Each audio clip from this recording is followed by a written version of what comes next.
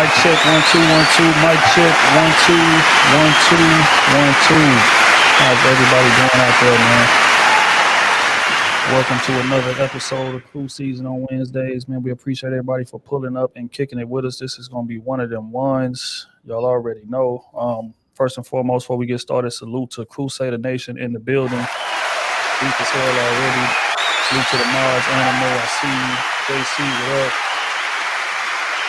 Everybody, man, again, the Sousa, what's going on? Everybody that tapped in with us, man, we thank y'all. You know what I'm saying? Here we are again, 9:30-ish. Y'all know how we do it. Before we get started, how's everybody doing, man?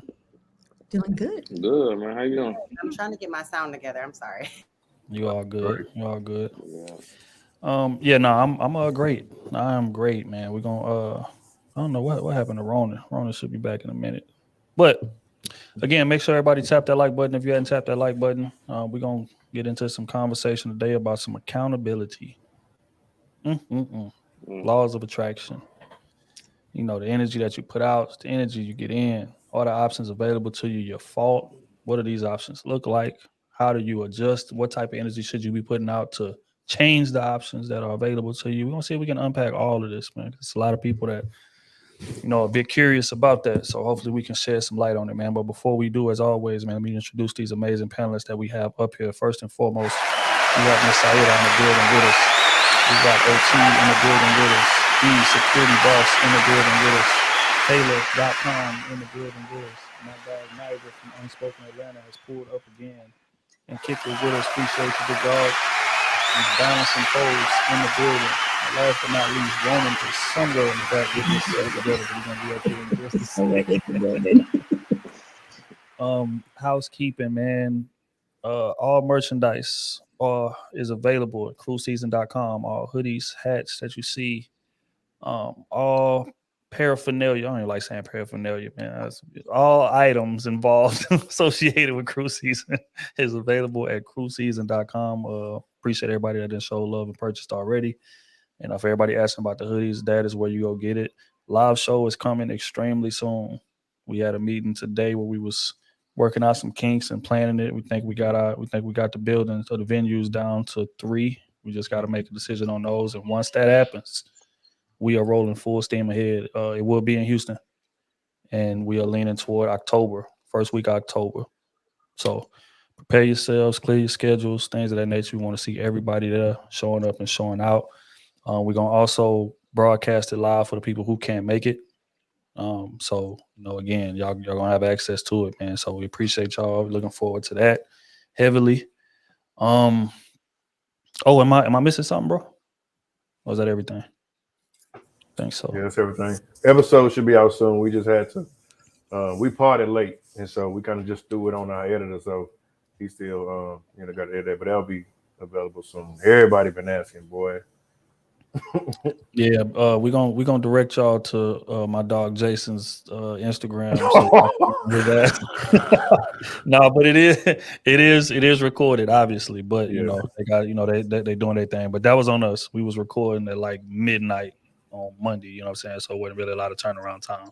But it should be available tomorrow for everybody asking. Salute to everybody that done listened to the audio already. Again, we are available. It's a lot of people that watch this stream and don't know that the pod is available on all streaming platforms. That's Apple, Spotify, Google, Amazon, wherever. You know, if y'all just in the car and want to listen to it that way, or y'all can wait on the video and, you know, watch it how y'all normally watch it, man. But either way, make sure y'all tap in. We appreciate y'all. But all right, without further ado, man, let's dive right into this thing. Man, so, you know, title of the video or the thumbnail is, you know, why are the options that are available to you terrible? A lot of people, you know, comment on the dating game and they, you know, a lot of it is negative. We've heard things like, oh, it's feces in the dating pool and, you know, nobody's to be trusted out here. It's just a bunch of just people that's acting and nobody want to really get married. Nobody want to settle. So today we're going to unpack, you know, is the pool really that bad or is it you? We'll see if we can get some accountability. But first and foremost, we're gonna unpack the options word. We hear that option. We hear that phrase thrown around a lot, especially with social media. People, you know, say social media era. People got so many options, and you that's causing them not to want to settle. So I want to ask y'all: is having too many options a bad thing? Or I won't say too many because that kind of shades to the point. Is having a lot of options, does that do more harm than good to the person trying to make the decision on who they should take serious? And today we're going to start with Miss Saira.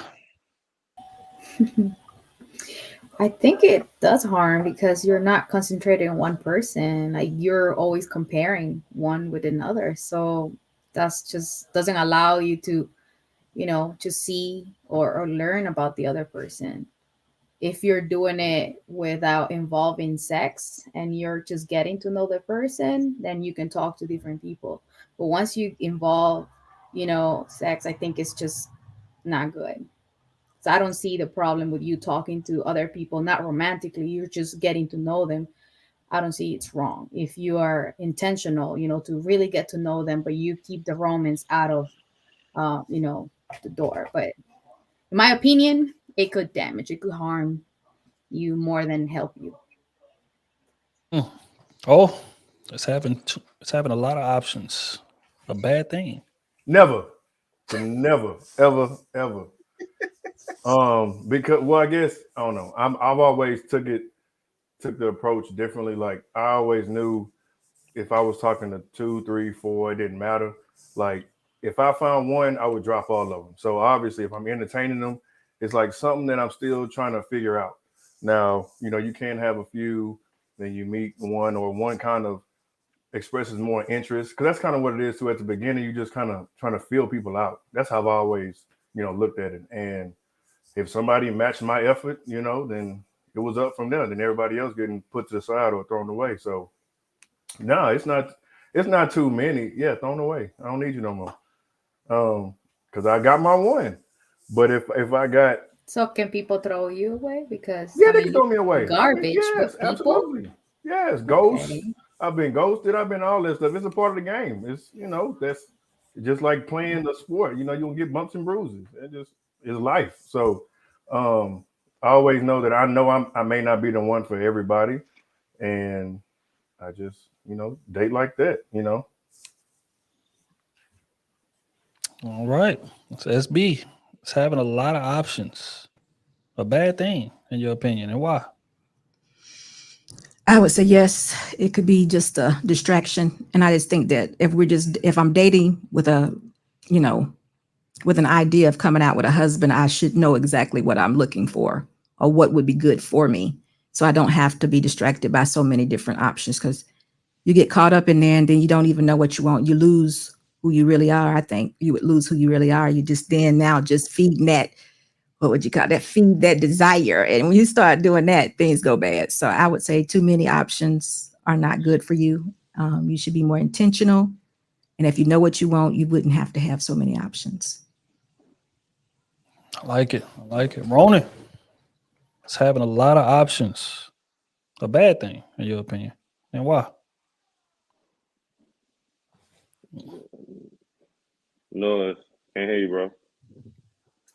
Sorry. I said it can be if you haven't healed. Some people like to use a lot of options to hide from other people, even themselves. So when you're out there dating, and if it's something serious, then you're prepared to go on with that, move with it. But if you're just out here just bouncing around and running from yourself and trauma, then it can be problematic because not only you're damaging yourself, you're damaging other people. I like it. It's balancing. Do you feel like having a lot of options is a bad thing? Can you hear me good, first of all? Okay, I think it depends. Because it's like, do you have a lack mindset or do you have an abundance mindset? I really think it depends. So, and I mean it in the best way, because there are a lot of people that are stagnant in relationships because they have a lack mindset and they believe they can't get more or better. So then they stay stuck. Men and women alike do this. So I think, if you stay stuck somewhere because you feel you don't have any options, it could be a terrible thing. And then you could be the extreme on the other side where people, they have so many options that they can't make a decision. They can't choose anyone because they're like, I have so many options. So it's like, oh, I can't settle down with one. Me, I think personally, Dang, I didn't even want to get personal, but you know what? We can get personal. I think it's good to have a lot of options because I narrowed people down based off of their integrity and character. So I'm not basing it on their looks, on their money. I'm basing it on if they have integrity and character because that's what's going to sustain long term. So if you have more than one option that has good integrity and character, then good for you. But if you know, to be honest, it's not that many people with integrity and character. So it's just like it looks like you have options, but really it's just people you really don't want long term anyway. So you have to be realistic with what you want long term, not just what looks good in the moment. So I think for me, when I really looked at what's important, the options that I thought I had really weren't that many. They slimmed down real quick. Real quick. It was like, oh, I have an oh no, I don't. It's like this much. It's not like I thought. So it was like an illusion. And I think people have an illusion of a lot of options out here. And they really should look at what's important and what will sustain long term. So that's what I had to do. And yeah, that's the best way I can answer that. I like it. Nigel, having a lot of options, man. Being a guy that has a lot of options. Do you want to speak to whether or not that's a good thing or a bad thing, man, and why? I don't think it's a bad thing, but I think it's healthy. Like I feel like women don't like men that nobody else like. So if that's the case, you're gonna have options. I mean, I feel like having options is attractive. I feel like it lets you know that you might not be the only one. It kind of makes you stay on your toes to a degree, you know. But I definitely feel like it comes down to maturity too, though, because too many options can taint your elevation, if that makes sense. Knowing what's best for you, I think is the most important part. But also being able to weed out, being able to choose. I feel like you're only as good as your options, honestly. But that's just me. Mm. Miss Kayla, having a lot of options. It's a good thing or a bad thing, in your opinion? Um, there's no instance in which I think having options is a bad thing. The opposite is having no options. So I don't see how having options is ever a bad thing. Um, because kind of like what Nigel just said, you're looking for the person for you. So even if you have all these options, they can all be great, great guys, blah, blah, blah. That doesn't mean that they're going to be for you. So I think that having options is, if you're a woman, I feel, well, women and men, if you're any kind of attractive, it just kind of comes with being born, looking the way you look. People are going to be attracted to you. They're going to try to talk to you. They're going to try to get at you. That I don't think you can even control having options. If you're attractive, you can only control, how you decide to entertain them. But yeah, I think once you know what you want and you know what it looks like, you don't have as many options as you think. Like out of those 10 people, maybe only 2 of them may actually even be really eligible for something serious with you in reality. So if it's only 2 out of 10, we need 20 or 30 to really, you know what I'm saying? Because it's like good guys that want it's probably like 2 out of 10. So if you're not even getting 10, you don't have options, mama. Like that 1 or 2 person that he's, you know what I'm saying? Like I don't really think you have options. You just have 1 person or 2 people that you're entertaining, but the likelihood of one of them being the one is really low. So, network. network is hilarious. Man, I think it depends on how strong is your rubric. Pardon me. Everybody can't compartmentalize, and I feel like that's the problem. See, me, I'm great at compartmentalization, right? So I got 1,000 options. It doesn't matter. I know what I want, right? So I can easily just chop half the list, chop a third of the list, and when I find my woman, get rid of it. But everybody's not like that. See, what having a lot of options does to most people is that it makes them second guess their decision making. So even if they do choose a person, they thinking, well, damn, I wonder how Tanya would have been, though, because I mean, I hit it one time, shit, it was incredible, right? But I wonder how she'd be in a relationship, man. I don't know. I wonder if I should have did that. Or I wonder how, man, Jasmine, though, we was cool. Like the conversation is good all the time. She just cool to be around. I wonder what a relationship with her look like. But again, when your rubric is strong, and by rubric I mean like your elimination process, which we're gonna get to in just a second. But while we're here, when your rubric is strong, you can kind of navigate it better. But when your rubric is not strong, it means that you don't know yourself, and you don't know what it is that will be compatible for you. You don't know what it is that you will be able to deal with long term. So when you don't know these things, now you're depending on these people you dating to kind of give you that information. And that's where you go wrong at.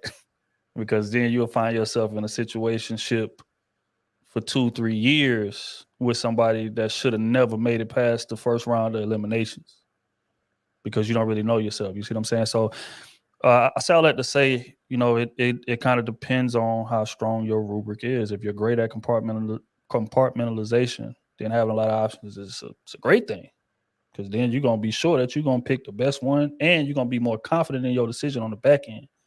But if you don't know yourself, it's chaotic. And the unfortunate reality is most people don't know themselves.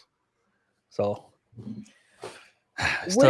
wouldn't you say though that having options allows you to be a better picker?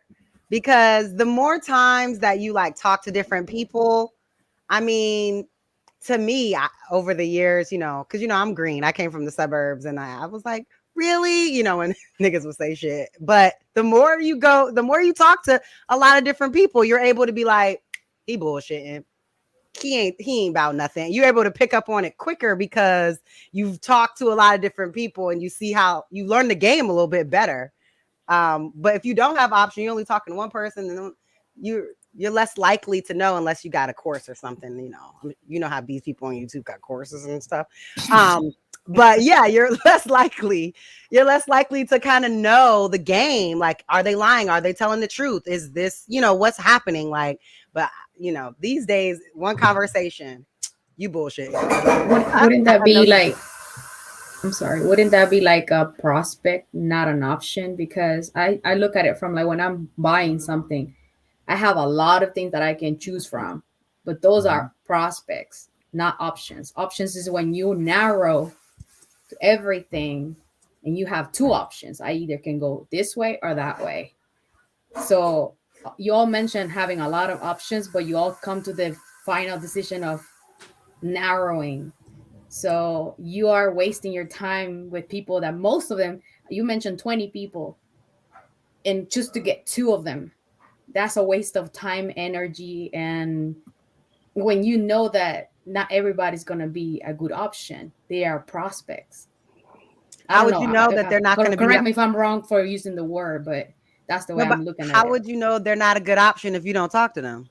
Well, that's why I say, like, if you talk to them, I agree with him. Like, if it's just talking, getting to know them, not involving relationships, Right. like romanticism and all that. Yeah, just talking, like a few conversations. I'm telling you, like just a few conversations. And I know if I'm keep talking to you or not. Because yeah. I think you will know if you set a standard for your life. If you say to yourself, I don't want a man that goes to the strip club, and then your conversation with him talks about how him and the boys go to the strip club every Friday night, that would be not an option. Or if you say, I don't want a man that entertains a threesome, or whatever you would say, anything. But if you set a standard for yourself, then that limits the options, because not everybody's going to meet your standards. So the ones that are left that did meet that, those would be the options that you have. Yeah, it goes back to the point. The thing. Go ahead, bro. Well, that's like goes from not just studying people, but what are you doing about yourself? Like, there are things, videos, books about reading body language, learn how to read the room, learn about your tendencies when you go out here and entertain people, because you are the common denominator. But most people, they want to be entertained rather than fix themselves, and they wonder why they're in a circular spiral, when it comes to dating. Go ahead. I'll go after Nigel. No, I was gonna say, Yeah, I'm losing my train of thought. I was thinking about as far as having options though. Sometimes, not even having too much options. I feel like 'cause I'm going. I want to go towards how women be having too much. Like they ask for too much. You know what I'm saying? You gotta also have. I feel like you gotta have a balance within that. Because now if you telling yourself I don't want to do it, they go to a strip club every Friday, or I start minimizing my potential candidates. That's gonna it's gonna slow you down as well. So I think it's also important about having a balance too, though. Being able to give people more of a chance, not just looking at the surface things. Yeah, giving So people grace to get to know them on some kind of deeper level past the first conversation. Yeah, yeah, and that's why I was gonna say like those options could just accidentally accumulate, over just a couple weeks, like 2, 3 weeks.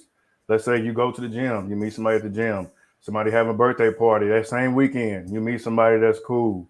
Like then the next week is, meet somebody at the grocery store. You just have an exchange numbers. Okay, that person got a nice personality or whatever and then it just so happens, you know, all of them have interesting conversation, and then just over time, like Kayla say, it'll just show who's kind of BSing and who's really about something, who's showing effort, who isn't. So like sometimes those options can just accidentally happen. It's not like you just going and trying to pick these options. It could be, you on the market, you single, you kind of ready to date, and you just seeing what's out there. You seeing who can kind of match your energy, who is, working hard in life, and somebody that can add value to yours and you add value to theirs. So that's why I don't think of it as a bad thing, because sometimes it just happens. That goes True. back to SB's point. That's the difference between dating and courting. It's all about intent, not just your intention with that person, but yourself. You take yourself seriously when you do it. I get that, but I don't have any intent until I get to know you, because I don't know Right. what I'm intending because I don't know you. So, I just it's too much pressure. Like I just met you, let's just get to know each other. Everybody What's your favorite start off color? at the same level. Like Right. literally, everybody start off at the same level. So it's almost like the little water gun machine. The more you hit in the middle of that target, the more you're gonna rise your stock with me. Yeah. It's just like that. If you missing the target, you dwindle yourself down. So am I seeing this? Maybe I'm looking at it differently, but just, okay, we all on the same level, but then we went on a date, coffee date. He lit up a cigarette. He's no longer an option. Yes. If that would be the case, yes. Mhm. I got you. Okay. I just wanted to make sure, because it seems like we just going in, let's just, he's attractive. Oh, he looks nice. So let's just see how he is. But there's just some things that eliminate you if you have a standard for your life. If you have Absolutely. standards and things that you just say, like Trill, I think says, and don't, if I'm wrong, forgive me, he's not going to do the overweight woman. I mean, you're married now, but I'm just saying. Well, Wow. if I'm wrong, You tell me I'm wrong. that caliber. that's real life though. That's real life. Tell me Though. if I'm wrong. A lot Did you of- not say that? a lot of- You didn't say it that way. Nigel said, I don't disagree. But you know what I'm trying to say. You said that Basically, that don't is lose not yourself. a, Like, don't yeah, you lose said that's a yourself. deal breaker. He was Right. like, no. So I'm saying, But that's something you would find out before you ended up on a date. I would know that on like our second or third conversation if you smoke cigarettes. We wouldn't even get to a date. So, you would just stop talking to them and be like, okay, Right. they're not Well, worth pursuing even dating, because y'all are not aligned on like the, foundational things, the deal breakers, stuff like that. That's what you're trying to get to know during those first few conversations. What you're now, I looking just use, for example, I'm just saying this is just some things that make you not an option. That's all I'm saying. If we just set standards, there's going to be some things that are going to be limiting. I mean, because we could have, as ladies, I know we have long list of things that men can't do. We like, no, we're not doing that. No, we're not doing that. So that would limit our options. But if we don't have them, then we would have probably a lot of them. That's all. That's But the what you thing look is, at. sometimes like we tolerate things on people that we like more physically that we don't tolerate on somebody else's, and we're not being fair because we're comparing. But he's more, attractive, so I'm going to tolerate that on him and not on the other person. That's just because you have too many options. Well, No, desirability politics is a thing. Like ain't shit to be about fair. If you're not attractive, get it. if you're ugly, then you're ugly. Like there's I no fairness get it. to it, bro. Sorry, like I don't. No, Part of the game. I agree Yeah. with you on that. If you like it, you like it, but you cannot say, I'm not gonna example what SB is using, the cigarettes. if you don't like someone that smokes, which I don't like people that smokes, and so I'm not gonna date someone that smokes. So, and I'm gonna be around someone that smokes just because I like him physically more than the other, thinking that I'm gonna make you change his mind or something like that. That's stupid. Oh, they on be me, doing right? that Or though. he gonna They be quit for doing you. that. Or how about the one with a very good looking guy that's already told you he don't want nothing serious, but he's so fine you want to spend some time with him? Is he really an option? 5 years later. He's not. He was never an How much option though. patience you got? Yeah, he was never an option from that conversation. So that's like totally different because he literally is telling you, I want the opposite to what you want. I mean, the cigarette thing, I don't know. One of my best friends smoked cigarettes all through college and stopped. She hasn't smoked in 5 years. She's a mom now and a whole other person. So, I mean, I don't know. You Well, gotta trust that 5 year process though. Do you trust that 5 year process? plus What do the you thing mean trust it? I used to be with her every day. I used to be Well, over I'm her just saying. house. I'm talking about if I'm dating her, like she telling me that, like, am Well, I it's trusting also that 5 something year her process? husband had a no tolerance for. So she stopped. Oh yeah, Yeah, but he gave her a that'll chance do because it. she was an option. So some people would have been like, no, but he actually walked it out with her. So that was good for Well, her. that's the thing with the vetting process. Like, yeah, they can be easy on their eyes, but if they're a beautiful bum or a handsome Holocaust, I look at that. I see how they treat people. I see their mindset and their attitude. I see how they carry themselves, how they dress, how they move around, things like that. They tell you what they're showing. I mean, they're showing you what they are little by little. We just tend to block that out because we like the idea of them rather than reality of them. I'll tell you what else too, Kayla, just to answer your question that you asked earlier. You said, can't having a lot of options make you a better picker. I would equate that to, y'all ever like been in the mall, like Macy's, and y'all pass by that perfume and cologne counter, and then they bring out one, and you be like, yeah, that smell good right there. They say, oh yeah, but hold on, but try this one. They bring the other one, like, yeah, that smell good too. Damn, Yes, got I one more definitely for do you. that in the Saks. Yeah, that smell good. So you look up 5 in, and they're like, okay, I'm gonna lay these 5 out. Which one you want? You like, shit, which one I don't smell even like know. what again? Y'all got to get more decisive. And then that right there, it can be, Because that can equate to the dating situation. It could work the same way if you got too many. They start to blur. Like after you start smelling so many, they start But smelling that's the because same. damn that's way. because you know nothing about fragrance. Because if you did, you would have your coffee beans in order to clear your palate before the next one. You See, do. you don't know what you doing. That's why you not doing it right.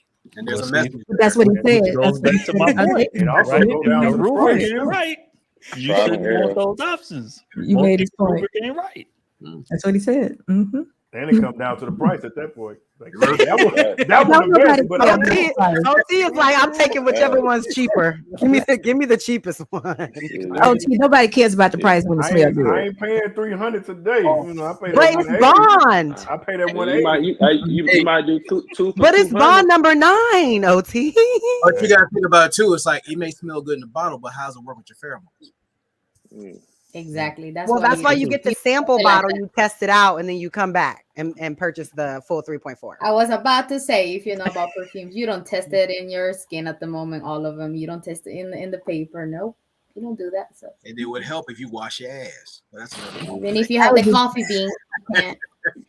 Just buy You more than smell it on one. somebody else, and then no. Wait a minute, Trill, can we have more than one? Always. We can get a bunch of the Is that an roller option? balls. Is that We an can option? get a bunch of the roller ones, the little tube ones, Mhm. and then try those out for like a few weeks, and then go back and buy the big one. See, Whatever that's lasts all day. When it goes that's all how the day, vetting you know, process we'll goes. take. But and also them sellers don't be trying to let you leave on the low. No. Like they be, hey, look, can I just get the sample and come back? Whoa! I got one more for you. Let me just bring this one out. They just be like, damn. All right, man. Let me get that one, man. I'm gonna come back and try the rest. The Mason sales would be pretty good on the low. Huh? They don't get enough credit.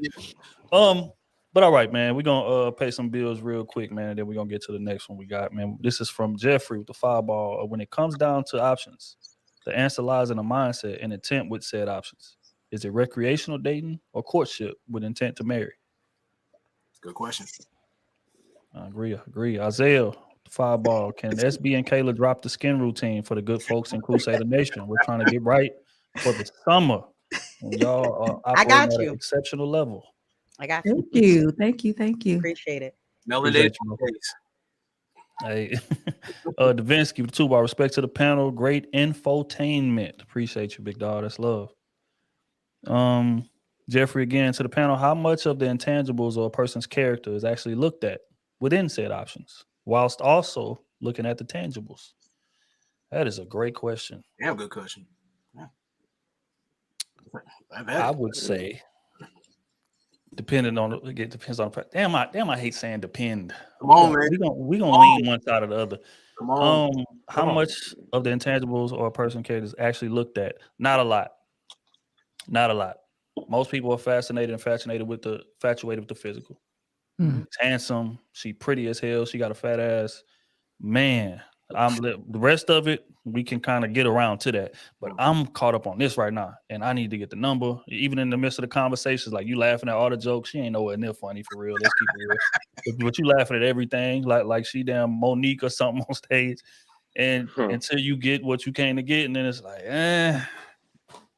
damn. Now I look past all these toxic traits that should have never allowed me to come in this bedroom to begin with. So to be honest, and women, we know they willing to look past some intangibles. So I would say not a lot. That's my take. What's y'all take on? I would say the intangibles come with the intentions. So you wouldn't really know that if you're not intentional with it. So if you just going over there sleeping with them, calling them after the club, you're not really gonna get too much of their personality. You're getting one, thing out of them and you dip them. However, if you're going on consistent dates with these people or actually spending some time with them, that's when I think, you'll start seeing those intangibles come out. But it just depends on where you're at in that dating phase. So you don't learn nothing with that 3 o'clock in the morning call? Cardio. Oh, you learn a lot. I'm learning that you let me do whatever I want. That's not saying a whole lot. That's not. They don't give you enough. But at the same time, I'm me though. I'm me. I was about to say that. I wasn't even going. See, I wasn't even going there. Everybody swear they somebody. She could just really like you. And maybe y'all can work opposite shifts, and that's when she's available. So, So I mean, sometimes that happens. Yeah. I agree with that. Sometimes you just hit it off like that, but with your intent, you're starting to look at things like for real. Like if they're really pressing the sex like that, I hit them like why don't we sit there and go get tested first? I want to see how they really react to like a little sense of responsibility, because you can't trust everybody out here. They some people got them love bumps, or when you get out here, just see how they move, just how they handle. Wait a minute. Love bumps. No, we're not stopping there. No, bump bump. No, Bump. Keep going, Ronan. Yeah. We're not stopping right there. Clear up that herpes, but It ain't 12 o'clock either, so let's keep going. You're right. Like when you're going out to eat, how they conduct themselves. Like again, like is it cool conversation or is it forced? So it should be cool, laid back, and everything like that, and go from there. But some people like to put on a face. Like when they're out, some people go out when they're hungry. Some people go out because they're bored. You got to see their intent too, if it matches up. So it's not like you're putting full court pressure in there. You want them to make an honest decision that when they're most comfortable, so you can make one too. Yeah, I gotta be thinking about people who got lists. Like, you got 4 or 5 options, each of them doing different things. Like, are you really like intentional with that? Put your hat in. I'm just asking, like, because I know a lot of women who got guys for different reasons. They all do different things for them. You know what I'm saying? And I mean, like, are you really looking for something, or are you just trying to get this, this next bill paid? I don't think you're intentional if you have them for different things. Now, if you're just talking of all of them, it's put your hat in, may the best man win. But if you looking at them for different reasons, no, I don't think you're intentional. Sometimes it's a bad draft class. I'm good. All right, man. All right, we appreciate the question, big dog. We got Chav, the fireball. Men have options. Most women want to have real options. Women options are not real. How many men you want approach you in real life? Don't get me started. The ones that you really want? Yeah. Because if we're gonna be honest, the options that you really want are the only ones that really matter anyway, right? Like none of us are ruthless enough to just go back and settle for somebody that's left over, right? But as a woman, I mean, it don't matter how much you like it, it's about the effort that they're putting in.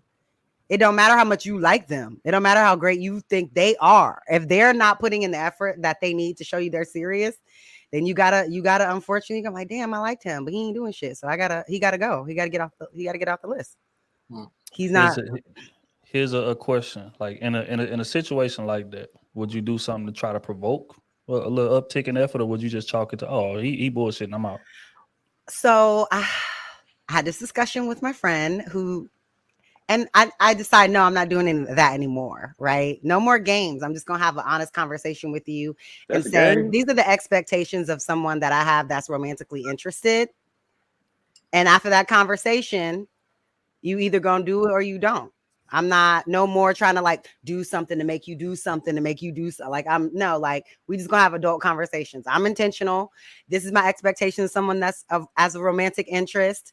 This is what I expect. And is the conversation directed towards him? No, it's with him. So I mean, so he knows that that he could be the one you're speaking to about. No, it's with him directly, in person. And it couldn't be. Okay, go ahead. No, I was gonna say, what's up with the effort plays though? Like, effort plays. Like, what effort plays are you making? Effort on my effort? Yeah. I feel like I only need to have that conversation once I feel like I'm putting in more effort than you. Once I get to the point where I feel like I'm doing too much, then I'm like, okay, so what's going on? Let's talk it. Let's talk. Let's talk. Well, I'm never gonna say let's talk. I'm not gonna say that, but I'm gonna wait till a moment where we're in good spirits, and then, bam, I'm gonna just go ahead and have the conversation with you. If you're serious, you wouldn't mind the conversation. If you're not serious, you're gonna feel uncomfortable, have some type of excuses about being busy, have a lot going on in your life, and then I already know at the end of that conversation, this is our last conversation. Because nobody's that busy. I don't care. All right. Say Ronan with the love of Jesus Christ, man. But you know what, Kayla, I had a question lined up, but I want to dig into that a little bit deeper, and we just about to do it in a second. Let me get done paying these bills. Kev in the building with the 20 ball. Hey, Trill said it best. Need to know yourself and to be honest. Most people are greedy. I agree, man. And greed with no plan is a dangerous game to play, my boy. It's a very, very, very dangerous game to play. Appreciate you, big dog. OG in the building, 20 ball. For the perfume reference, buyer's remorse is also a thing. That's very true. That's very true. And the more options you have, the higher that chance of buyer's remorse. We're going to keep it real here. Appreciate you, bro. But the question that I had, just to dig into what Kayla was saying a little bit, she said, at this point in life, man, I ain't on these games. I'm gonna have a conversation with you, let you know what it is, and then it's either you riding or you not, right? But I want to ask y'all if we gonna have just a moment of transparency here. Don't y'all feel like a bit of tug of war, a bit of gamesmanship is sometimes necessary in order to kind of set the standard as to how this thing is going to go? Now, I ain't talking about once we get in the relationship. We ain't talking about, ain't no games once we get in it.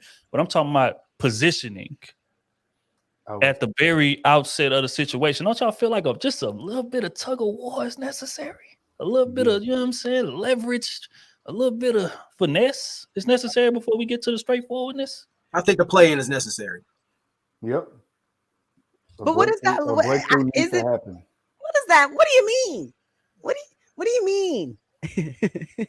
what do you mean about playing? Because I just want to know if what I'm thinking of is aligning with what you're speaking of. I was going to ask you really quick, because when you say you set those standards at the beginning, right? You let them know, what it is and whatever.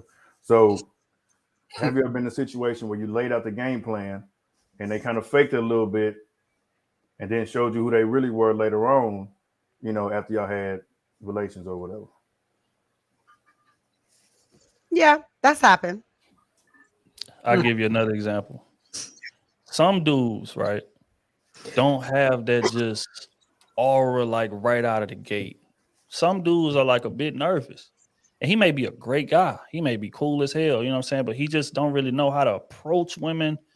But if you did happen to engage in a conversation with him, he might sweep you off your feet for real. So a lot of times, like gamesmanship might be necessary just to get her attention on you, because you wouldn't be able to do it just by walking in the room. Like certain dudes can just walk in a room and women just snap their necks like, who is that? You know what I'm saying? But then there's other dudes who may walk in and he kind of, he's just a regular guy. You ain't gonna give him a second look. You see what I'm saying? But if you happen to engage in a conversation, he got you laughing 2 hours straight, or he cool. Damn, you cool as hell. I would have never knew this if we wouldn't have just by happenstance fall into this conversation. So that's why I asked. Some people wouldn't even be in front of you if it wasn't for a bit of gamesmanship, because they just regular exterior appearance ain't enough to do it. That's why I asked. What's your thoughts on that? That's still at the very beginning, right? Y'all, we're not dating yet. I meant once we're dating, I'm gonna have that conversation. Not like when we're still trying to decide if we're really interested in each other. Then sometimes I'm just not answering my phone because I want you to wonder where I'm at and what I'm doing. There we go. But again, that's at the beginning of us trying to establish if we're both interested for real. And because SB said something too about the 3 a.m. situation. Now let's just be honest here. If the right dude call at 3 a.m., you're gonna want to answer it. You're gonna want to do it. But you can't. But that's where the gamesmanship kick in. Yeah, I'm up watching Netflix, but it's 3 a.m. and I'm not answering it because I want to set the standard for how this thing is gonna go. Absolutely. Yeah. That's a form of gamesmanship, because deep down you really want to answer the call and you really want him to come over. But you don't want to present yourself like, you know what I mean? That's a fire drill. Like what?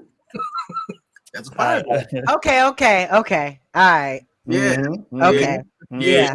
Better yet, tell them don't answer the phone, and the next day say, "Oh, I missed a call. I had to get my rest. I had to be here early at work today."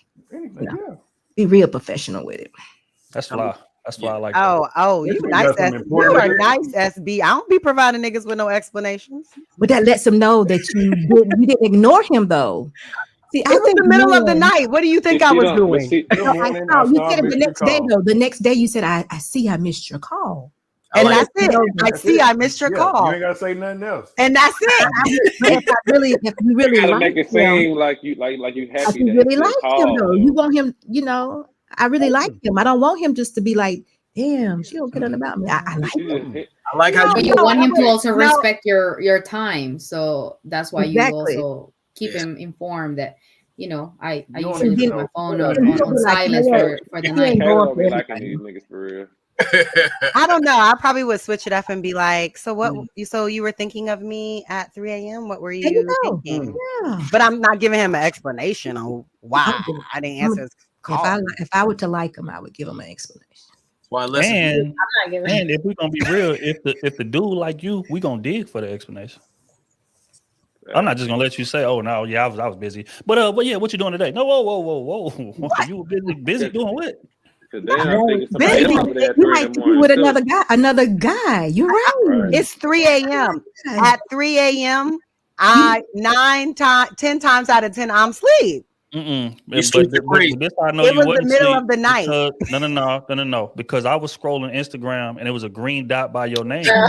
What green dot? There ain't no green dots on Instagram no more. It's a green dot that showed you was active. So I know you was up. So what you was doing? I mean, don't be leaving on stories either, man. Right. See this social media shit. Leaving on stories, yo. Post a clip of that. Don't answer my phone call. I'm like, what? That's crazy. Showing your feet in Netflix in the bed. Nah, I've definitely done that though, but I had to let that person know. Allegedly. It's crazy, man. But yeah, so that's why I ask, because me and old man, we got a theory along with the rest of the boys is that finesse and leverage is sometimes necessary. It is, because without it, you wouldn't even get a chance to be in front of that person. So sometimes you got to do what you got to do just so they can see the rest of your personality, and then you could possibly have a chance. You see what I'm saying?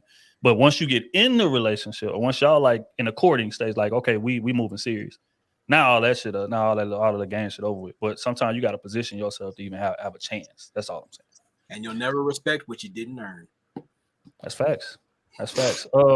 Ex son husband Ex-son husband. with the foul ball. I love Kayla because she'll make me step my game up. Mm. Facts, man. Got to come correct. That don't come at all. All right. 30,000, nothing less. Yeah, 30. See, here y'all go. Starting off. All This right, man. black We gonna, mentality. Black mentality. Gotta Look, get rid of that. all right, man. We're gonna get into the next situation. But before we do, make sure y'all hit the like button, man. I'm hearing that it's at a disrespectful variance. And y'all know how we give it up, man. Make sure that y'all tap the like button if y'all enjoying the conversation, because it's about to turn up and get even better. You know what I'm saying? If not, y'all already know. We appreciate everybody for tapping in with us. Crusader Nation deep in the building. See y'all, man. We appreciate y'all tapping in with us. Salute to the Facebook, tap in heavy too. That Facebook following going up. I think you done cracked 70,000 over there, man. Salute to everybody that's tapped in with us over there. We appreciate y'all. That's love. Boy, AP in the building with the 20 ball. Say shout out to Crusader Nation. As always, good panel. You know, I'll do my Thursday message. Much love. Have a great night. Appreciate you, bro. I already know it's love this way. Jeffrey again with the 5 ball. Man, that psycho manipulation BS. Oh, hell no. If I have to be that desperate to make a person think about me, Trey, Let me out. reciprocity is key. See, look, man, that boy that messed up a classic. Man, it's dope. Let me out. But I'm gonna let you slide. I appreciate you though, gang. Trey is the one that got out. Right. But all right, man. Next question. We're gonna get into.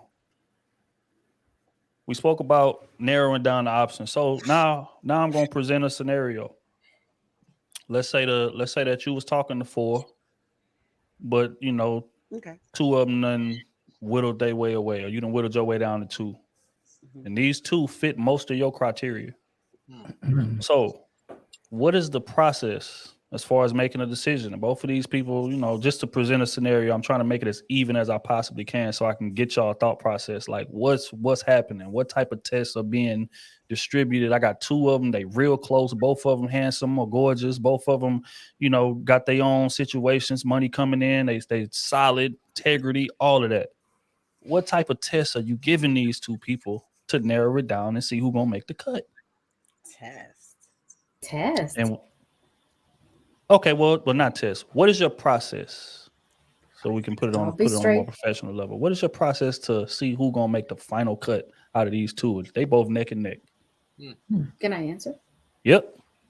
I'll be straightforward to them and I'll be like, okay, this is what I want, which I've done since always. I want a relationship. I want marriage. I want another kid.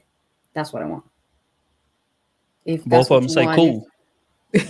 Okay. Then what? Let's do it. When? Not the baby. I'm talking about let's move to the next, who's going to be taking the boyfriend, girlfriend. Because at this point, you're not having a relationship with 2 people.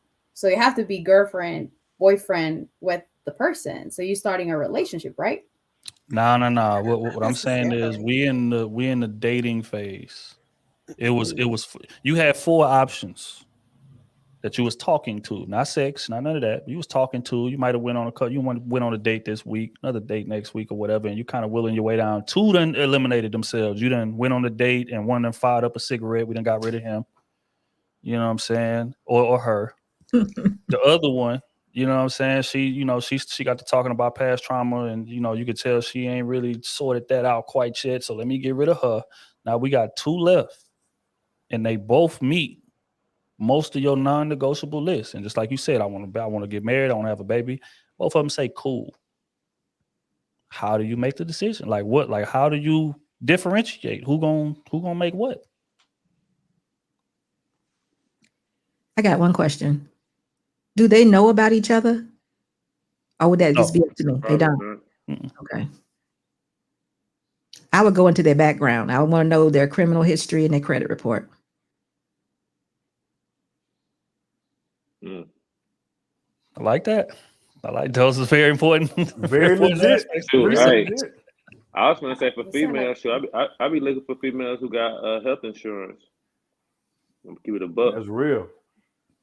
Because a lot of times the guy, if he got a job, that his health insurance is only probably covering him.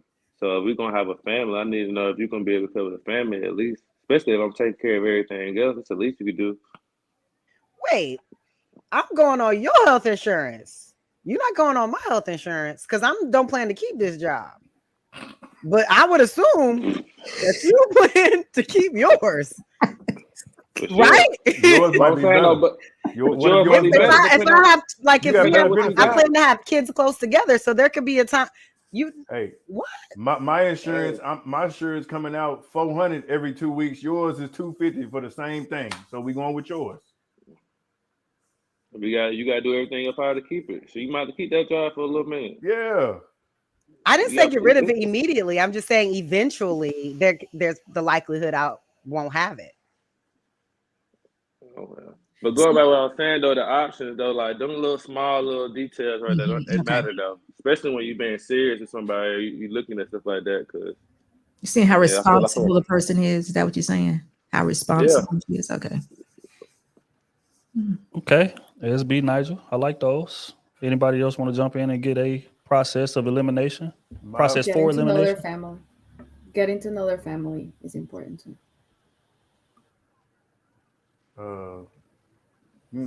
That's it too. It depends because Okay. it depends on how they are coming. I'm trying to think of the best way to say it. How they're coming after me. So I guess whoever's putting in the most effort. Because I mean, they could both be great, but if one is putting in 90% effort, the other one's putting in 50% effort, I'm gonna choose the one who's putting in more time, energy, effort, and money, because they all coincide. So I'm gonna choose the person who's investing the most in me. Because if you're investing the most in me, time, money, energy, all of these things, then obviously we have a stronger connection. So that's who I'm gonna go with. I mean, that's what I would do. So Here's a I'll go. question. How do you real quick. differentiate between a man that's applying pressure, as these youngins say these days, and a man that's love bombing? Love bombing is all about making you feel it's more about inflating your ego, right? And inflating your sense of value versus pressure is me doing things to let you know how much I value you in my life. So, that's what I would look for in terms of like who's making plans for us, who's incorporating me into their core life versus who's just doing the most things for me and trying to make me feel good. I agree with Kayla. It's more like words against actions versus actions. I think the person that is really invested is acting like they're doing something, but the person that is only just talking, just saying things, nice things, just to so you can listen to that person, hear those things out, and take it into account. But in reality, it's nothing but just words. So I'll say this. I had a scenario when I was younger. I was about 23, 24, something like that. So I had 4 women that was on my roster. 2 of them I knew were on the chopping block. So what I did was I invited everybody over. I had a kickback, invited the gang, had the boys over and stuff one time. This is not AC enough because I don't think he wasn't even.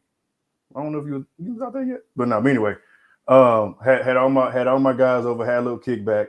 And I just let things be, let things play out. So if I was talking to you and you chose one of my partners, then I knew you off the list.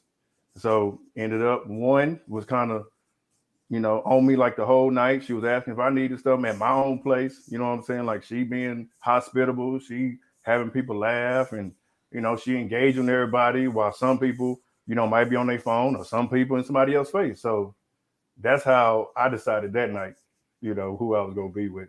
And we lasted for a good little minute. Hold on, OT. But if a woman did that to you, I'm just curious.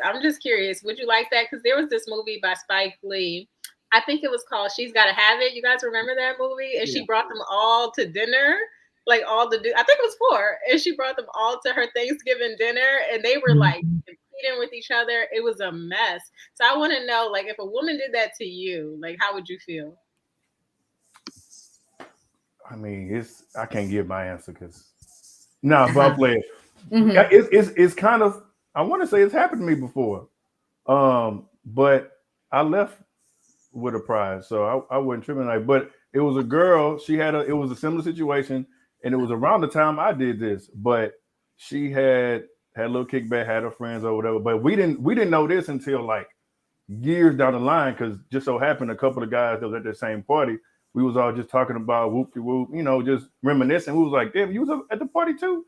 He was like, yeah, it was. I know this person. He knew all the roommates. And I was like, bruh. And so she had kind of plotted and did a similar situation where she had guys she was talking to, just invited everybody over, to hang out. But if it happened to me, if I really liked her, maybe I might feel away. I say I might feel away, initially, but I wouldn't trip though. It's just, shame for me. I know somebody that would want to choose me, so it's all good.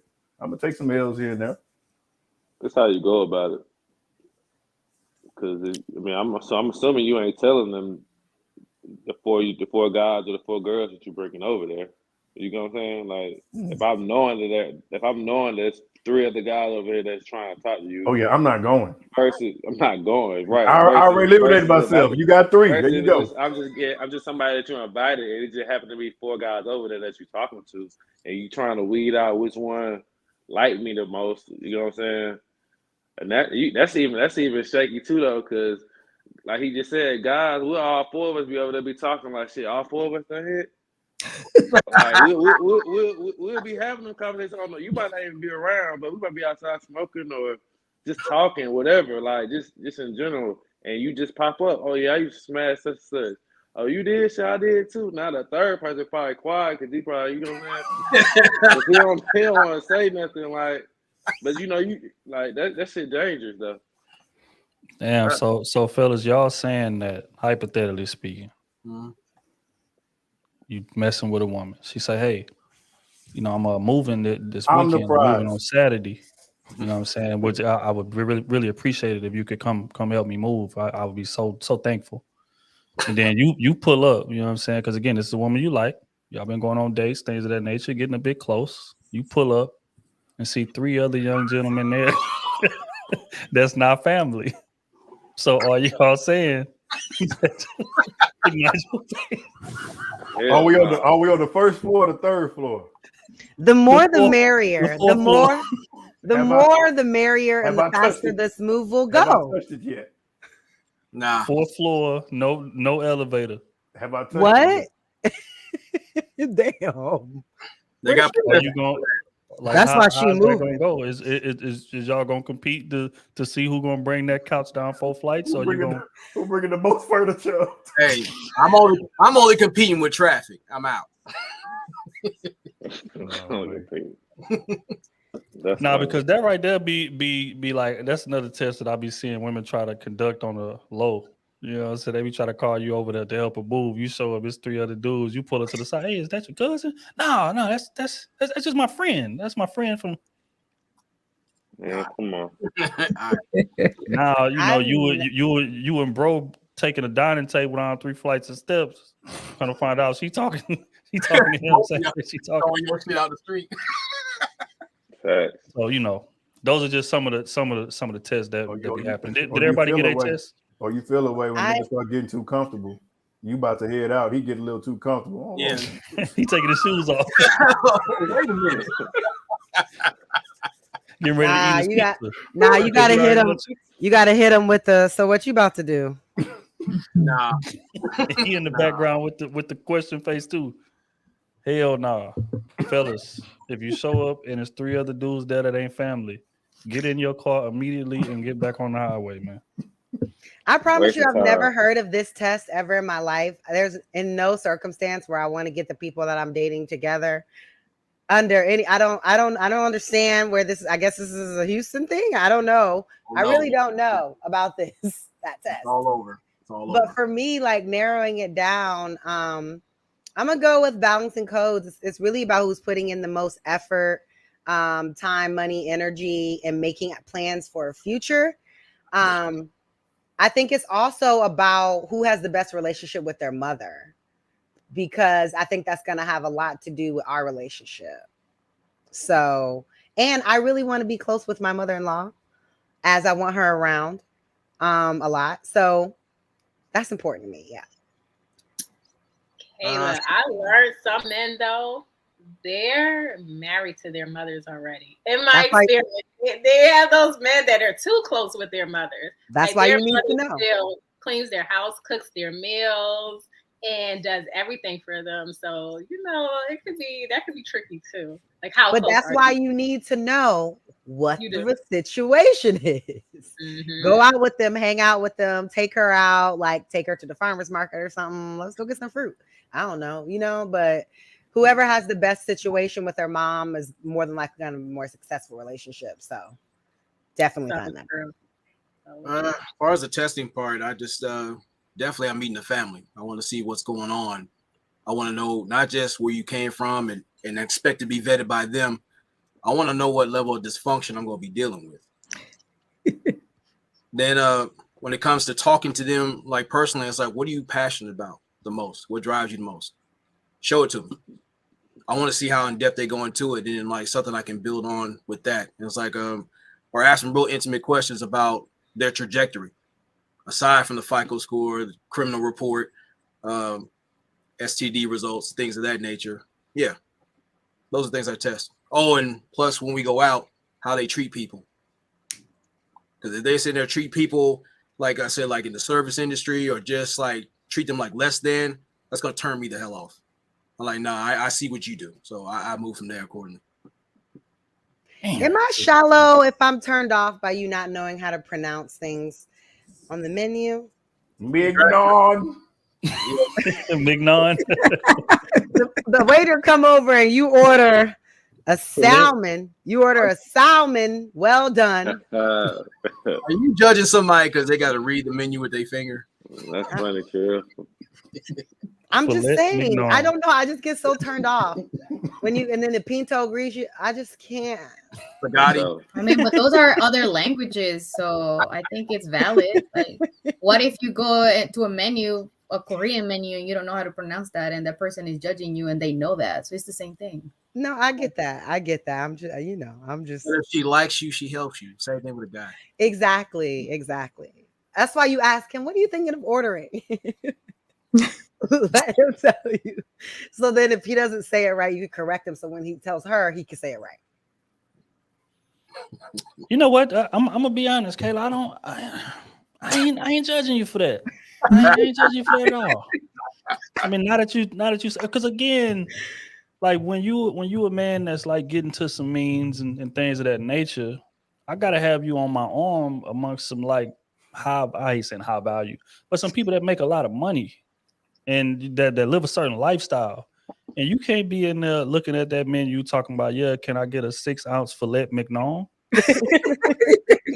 That's embarrassing me. I can't have that. And I ain't got time to teach you at this big age that we at. So I can't judge you for that, Kayla. But guess what? As the woman, she could tell you what she wants, and then you can order for her. Yeah. That's what we do. We help each other out. Yeah, But- or vice versa. Whoever knows the language of the restaurant that you're eating at, let them do it. Don't tell me. So you're Somebody telling me order that you're for me. judging. If it's someone that is pronouncing it bad, it's because it never had it. So you're literally judging someone that never experienced that. No, I'm not judging. I just said it would turn me off a little, and I might have to teach you. Well, I understand the teaching, but like judging, like if I don't know something, and I'm putting myself because it's a language thing. It's these words that you adopt for something from another language, and that's why you know them and you experience these things often, and that's why you know about them. But if you don't know nothing, if you have never experienced, the ignorance of a person lets me know that that person has never experienced or doesn't know about it.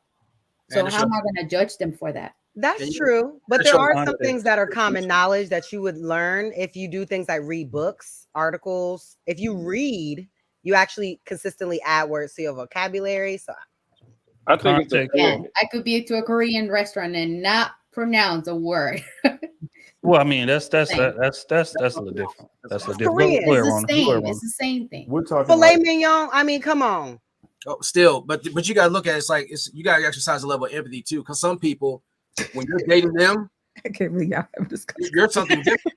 I mean, No, but it makes sense. It's things that happen. It's Things that happen. Especially when we're dating somebody, sometimes you're something different. So No, you but get, that example she gave, I mean, everybody's heard that before. yeah, some people. If That's they're what I'm of saying. age. Everyone's heard it, right? SB, Yeah. everyone has heard that. Yeah. Some people haven't been in certain places, so it's all new to them. So it's a chance to learn and grow with them. Now, if they've been there and they still can't do it, I would say it this way. I will pronounce it bad just because the phoneme in Spanish is ñ, and you don't have that phoneme in your language. Miñón, that will be the pronunciation in Spanish. So that's the way I will pronounce it. Yeah. And So still what not would you French. Still not French. So I'm just making sure that people understand what it is to speak a second, third language. yeah, we gotta pick our battles. Parlez-vous français? No. But see, look, this right here is why it's relevant. For context, the scenario that I presented, I said we down to 2. They both of them got most of what we want. Finally. At this point, it's getting petty to try to separate them, but they It both neck matters. and neck. It matters. Okay. It just depends on your life. Next week, I have a business meeting I have to go to for work. It is a golf tournament with one of the largest car groups in America. Okay. And if I bring you with me, all I'm saying is I don't. Like I knew a man who would say all the time, conversate, and he would never say converse, right? Oh, that's And- both of them. Yeah, he would say conversate all the time. And it's like, so I would try to correct him. Her Now- addiction. Okay, so You know I what? I didn't haven't put this in the I urban didn't have an dictionary. issue if he would have, took the correction and went with it. But the fact where he's like, oh, it doesn't matter. Like tomato, tomato. Me. That's the part that I couldn't. But that say. right there tells you about that person is not open to feedback. Exactly. So that matters. That Yeah, matters that a part lot. matters. That's Yes, what I'm saying. it matters. That's true. But I think that may be in the urban dictionary now. I think so many people make that mistake that is And they actually still mess it up. It's in the now urban dictionary. it's now a word. Yes. I think That's true. now. However, if you only know one language, you should really know that one. Sorry. That's the point too. Yeah, but damn. I agree with If that. you only know one, you can at least know that one to the I best. agree you with know? that. Damn. But my ways of distinction, and again, they both neck and neck, man. Both of them are gorgeous. Both of them are ambitious. Both of them challenge me from a mental perspective. They can swim out there to that deep water with me. I would look at your moms, because 9 times out of 10, that's who I'm gonna be married to in 20 years. It's a forecast. So that's just honest. From the Bless build, you. from the build to the demeanor to all of that, you can get a great idea of what you signing up for by looking at our moms. And for 2, like I'm extremely intrigued by the gravitational pull that you have on other people. Hmm. Like it's certain women, man, that can just walk in a room and just like suck the energy out of the room. Everybody is just like everybody she's talked to, they face is lit up like that. Like everybody feel like they know her. You know what I'm saying? The conversation flows smooth. She just has just great energy. People like to be around her. She could walk in, not know nobody, leave out with 10 new friends. Like that type of stuff is very attractive to me. You know what I'm saying? I don't want a woman just walk in the room and go hide in the corner somewhere. You know what I'm saying? And it's just like, I mean, she cool with me, but it's just like, damn, you don't know how to work the room. You don't know how to be sociable. You don't know how to, you know what I'm saying? So it's just like, that's very important to me. Like, what type of gravitational pull do you have on people outside of me? So I feel like those 2 things will be like, I wouldn't say top priority, but again, these women neck and neck. So we getting down to petty separations. So those 2 things is what is a couple of things that I would use to kind of make my decision. I'm glad you said that, because it's that if they got that light on them like that, that makes them stand out above and beyond, rather than that chick who's just in her phone. It's like, this is such and such. Hey, nah, hate that shit. Hate it. That's real. Also, just real quick before we leave this ain't even on the docket. How y'all gonna relay that message to the other one once you make the decision? Mm. They ain't relaying no message. They ghosting them. Y'all know how it go, don't care. No, I'm not ghosting. I'm too mature. Nah, not if it's serious. Not if it's serious. I'm not gonna ghost you. That's not nice. No, I'm just being funny. I'm just not working out. No, but I mean, that's- outside of that though, I'm ghosting. Outside of that, if I ain't serious, I just might ghost. I have no, I don't owe you no explanation. Well, after careful consideration, after careful consideration. Wow, Ronan. Crazy. If it's serious, I'm gonna sit you down and have a conversation. If it's not, I'm gonna just micro dose you on out the door. Just a little bit, and a little less, and a little less, and then I just don't talk to you no more. Just go away. Just go. Yeah. I mean, I'm not opposed to the other one finding out on social media with everybody else. I'm not opposed to that. When you do the reveal, the reveal. Hey, check your Twitter feed. This why though? Because certain people, man, like you can sit them down and give them that corporate rejection letter, like Ronan talking about. After deep and deep consideration, that type of thing. And then they'd be like, you know what? Okay, I respect it. Some people, they ain't going that easy. Like they want to know, like, what does she have that I don't have? Quote unquote. This is not conjecture I'm giving you. This is something that happened to me. Right? What does she have that I don't have? And now we got to have a very awkward conversation. And sometimes he just don't want to have that, man. Especially if we're not on a deep courting stage. You know what I'm saying? Like we dating a couple dates here, there, and I just chose her. I don't want to have to tell you what your flaws are and why you don't measure up to this woman. It's an exit interview or something. That's weird. That's really weird. Like Judge Lynn Toller said, don't let a man tell you he don't want you more than once. That's all you need is that one time. Some cannot I have a question though. That's it.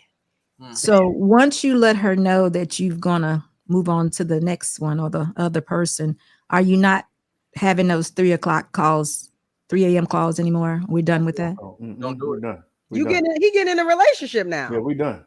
I'm busy. So even though she didn't take the letdown very well, you're definitely closing the door completely. That's her problem. Bro, I don't have situations where I'm dating a girl. Well, I ain't dating her. We talking or whatever. She's trying to date me or whatever. And for whatever reason, I just don't come through the next day, or I don't text back the next day. And 2 days later, you find that 2 days or 2 weeks later, she's gonna get married. He'd be like, "What? Wow, you was just talking to me. Now you finna get married. You finna go all the way." They let me Life already know start. that That's I was when the the option. beginning. Right. And I was thinking like, damn, did she think I was gonna wife her? But really, I had to come to the conclusion that shit. I was just an option anyway. You know what I'm saying? I had to be okay with that. Yeah. Dang. And That's cool though. I think I was crazy when I said bookmark booty. It's a real thing. Are you okay? Oh no, I'm okay. It's just that when you sit back and you think about it, like, damn, you was just on me like 3 days ago, and now you Like finna get married. Nah, you was just on the side. You was just the last hoorah. You was a test run. Like married. That's crazy though. Like it just be letting me think how people thinking process is when they come to it. Like it's a cold world though. But what was she supposed to do? Well, no. I'm not saying that she wasn't supposed to move on. I'm just saying that, or I'm not even upset that it didn't work out between us two. I'm just saying like the simple fact of you talking to somebody and then 2 weeks, less than a month, you're married. You're getting married. You know what I'm saying? She was with somebody already, exactly. That's what you're saying. That she was with somebody trying to talk to you, or still talking to other people while being in a serious relationship. But not all. That says something bad about her more than you. But not all people. Not all people do relationships. Some people do. You want to get married or you don't want to get married. I'm not being your girlfriend for a year, so. Some people marry people that they've been dating for 3 months. You're just a description.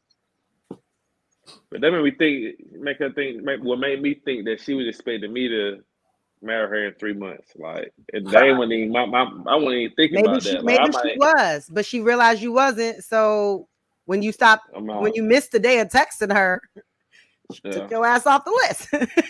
You dodged a bullet. Wow. So I'm gonna ask No, this really quick. she was intentional. She wanted to get married. In 3 weeks? Wow. And you thought that she was the kind of girl you cannot text for a day. No, sir. Well, they wasn't. I don't even think it was necessarily that though. You know how No, things go. sir. They just they Not just get text me lost. back all day, all night. No, sir. Mm-mm. But still though, even with that though, like it's stages that we skipping. Like, The average person picks up their phone 58 times a day. I don't care what you got going on. You didn't text me all day, all night. You not thinking about marrying me. You didn't check to see if I was okay. That make it right? home. I'm thinking about making you my girlfriend first. We you know what I'm saying, we skipping steps. Like, that's what I'm saying. I think he won. But see, I know I Nigel, won. this thing, bro, is He that, did. You could tell he was I want to hurt. ride with you. I want to ride. I'm not with you. saying nothing wrong with it. I'm just saying, like, it'll happen. You know, the thought process Right. after the fact, you start thinking about it. Right. Like, damn, you finna Okay. get married like right now, like this Yeah. fast, like, Yeah. like, it's just Hell the no. thought. It's not that I'm upset about it. I might be cool with it. I probably didn't even really care. You know what I'm saying? But I'm just watching how you move. That's what I'm talking about. Yeah, man, because I think, you know, and I be seeing this question on social media a lot. People be like, man, like, should you be able to go a whole day without talking to your significant other? Like, if it's not mandatory, like you overseas, you in the war, something like that. Like, I don't see a reason why, like, if it's a woman that a man really likes, we not going no full day without talking to you, at least in some form or another, even if it's a text or a call or what. Me personally, I need a phone call, but you know, some people, you know, operate differently. Text, email, DM, reaction, anything. But to go a whole day without talking to the woman that I really like, hell no. That's how he eliminates himself. Exactly. Yeah, so that's just my thoughts. But all right, man, we're gonna pay some bills, man, and get down to business. We done been, you know, talking, you know, and you know, on the positive light of having options. Now we're gonna get to the other side and speak to why people's options are not up to par. But before we do, Smooth in the building with the 50 ball, the man himself. Boy, gonna be back real soon, man. Everybody keep asking, where's Smooth at? Where's Smooth at? He's gonna be back real soon. My boy say miss being in action, so I'm supporting in the back until I can get back to God level. Salute to my dog, man. He gonna be back real soon. Hold tight. Another 50 ball, the man himself. Boy, so he just supporting the best channel known for its integrity and respect. That's a fact. That is a fact, man. Appreciate you, big dog. Jason with 20 ball. Say when the choice comes down to the final two women, pick the one who has the second toe that is shorter than the big toe. If that second toe is longer, then they are crazy. Wow. Now we're looking at feet. Shout out to Jason. that is hilarious.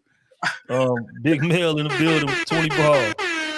Say find out if there are any illness that runs in the family. You don't want to pass it to the kids. Health first. Damn, I didn't even think about that one. Yeah, the family. Yeah. That is a good point. Appreciate you, big dog. Scooby with the come on, man. 20 ball. Leaves in the chat. Y'all see it, man. Put leaves in the chat. Appreciate you, bro. We got Antoine 2 ball, but you are leaving though. Appreciate you, fam. My boy Scooby back again, another 20 ball. Let me get the get fit.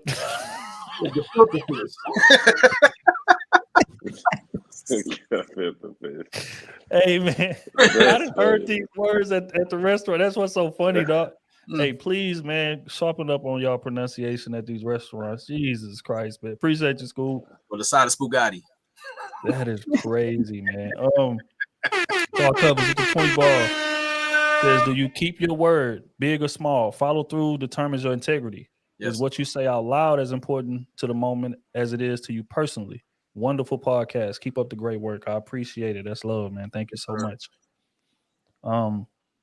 We got Jeffrey with the fireball. Seems that many people right now are suffering from the after effects of love bombs or love bumps. Take your pick.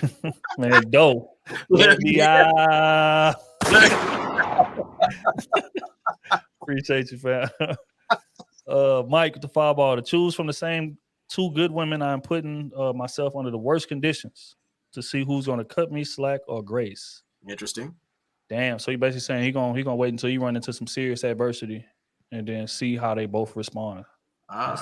It's interesting. I like that. I like that. As I mean, it's long gonna be as hard to as long as kinda- it's real, not Right. fake. No, it'd be real. See, Yeah, that hold on, that you missing that phone call at 3 in the morning was fake. You pretending that your uncle died. We not doing that. You pretending that you lost your job. You pretending that something happened to your dog. Like, no, we're not doing that. That's totally different than just a missed phone call. A missed phone call with no explanation though.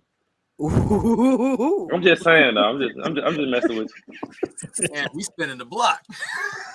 All right. Appreciate you, Mike. All right. Rojo, the fireball. What up, fam? You supposed to have that talk in the car. Don't get in here talking foolish. Hey man, I had that happen before. Friend. Be in here embarrassing me in front of these people. Jesus Christ.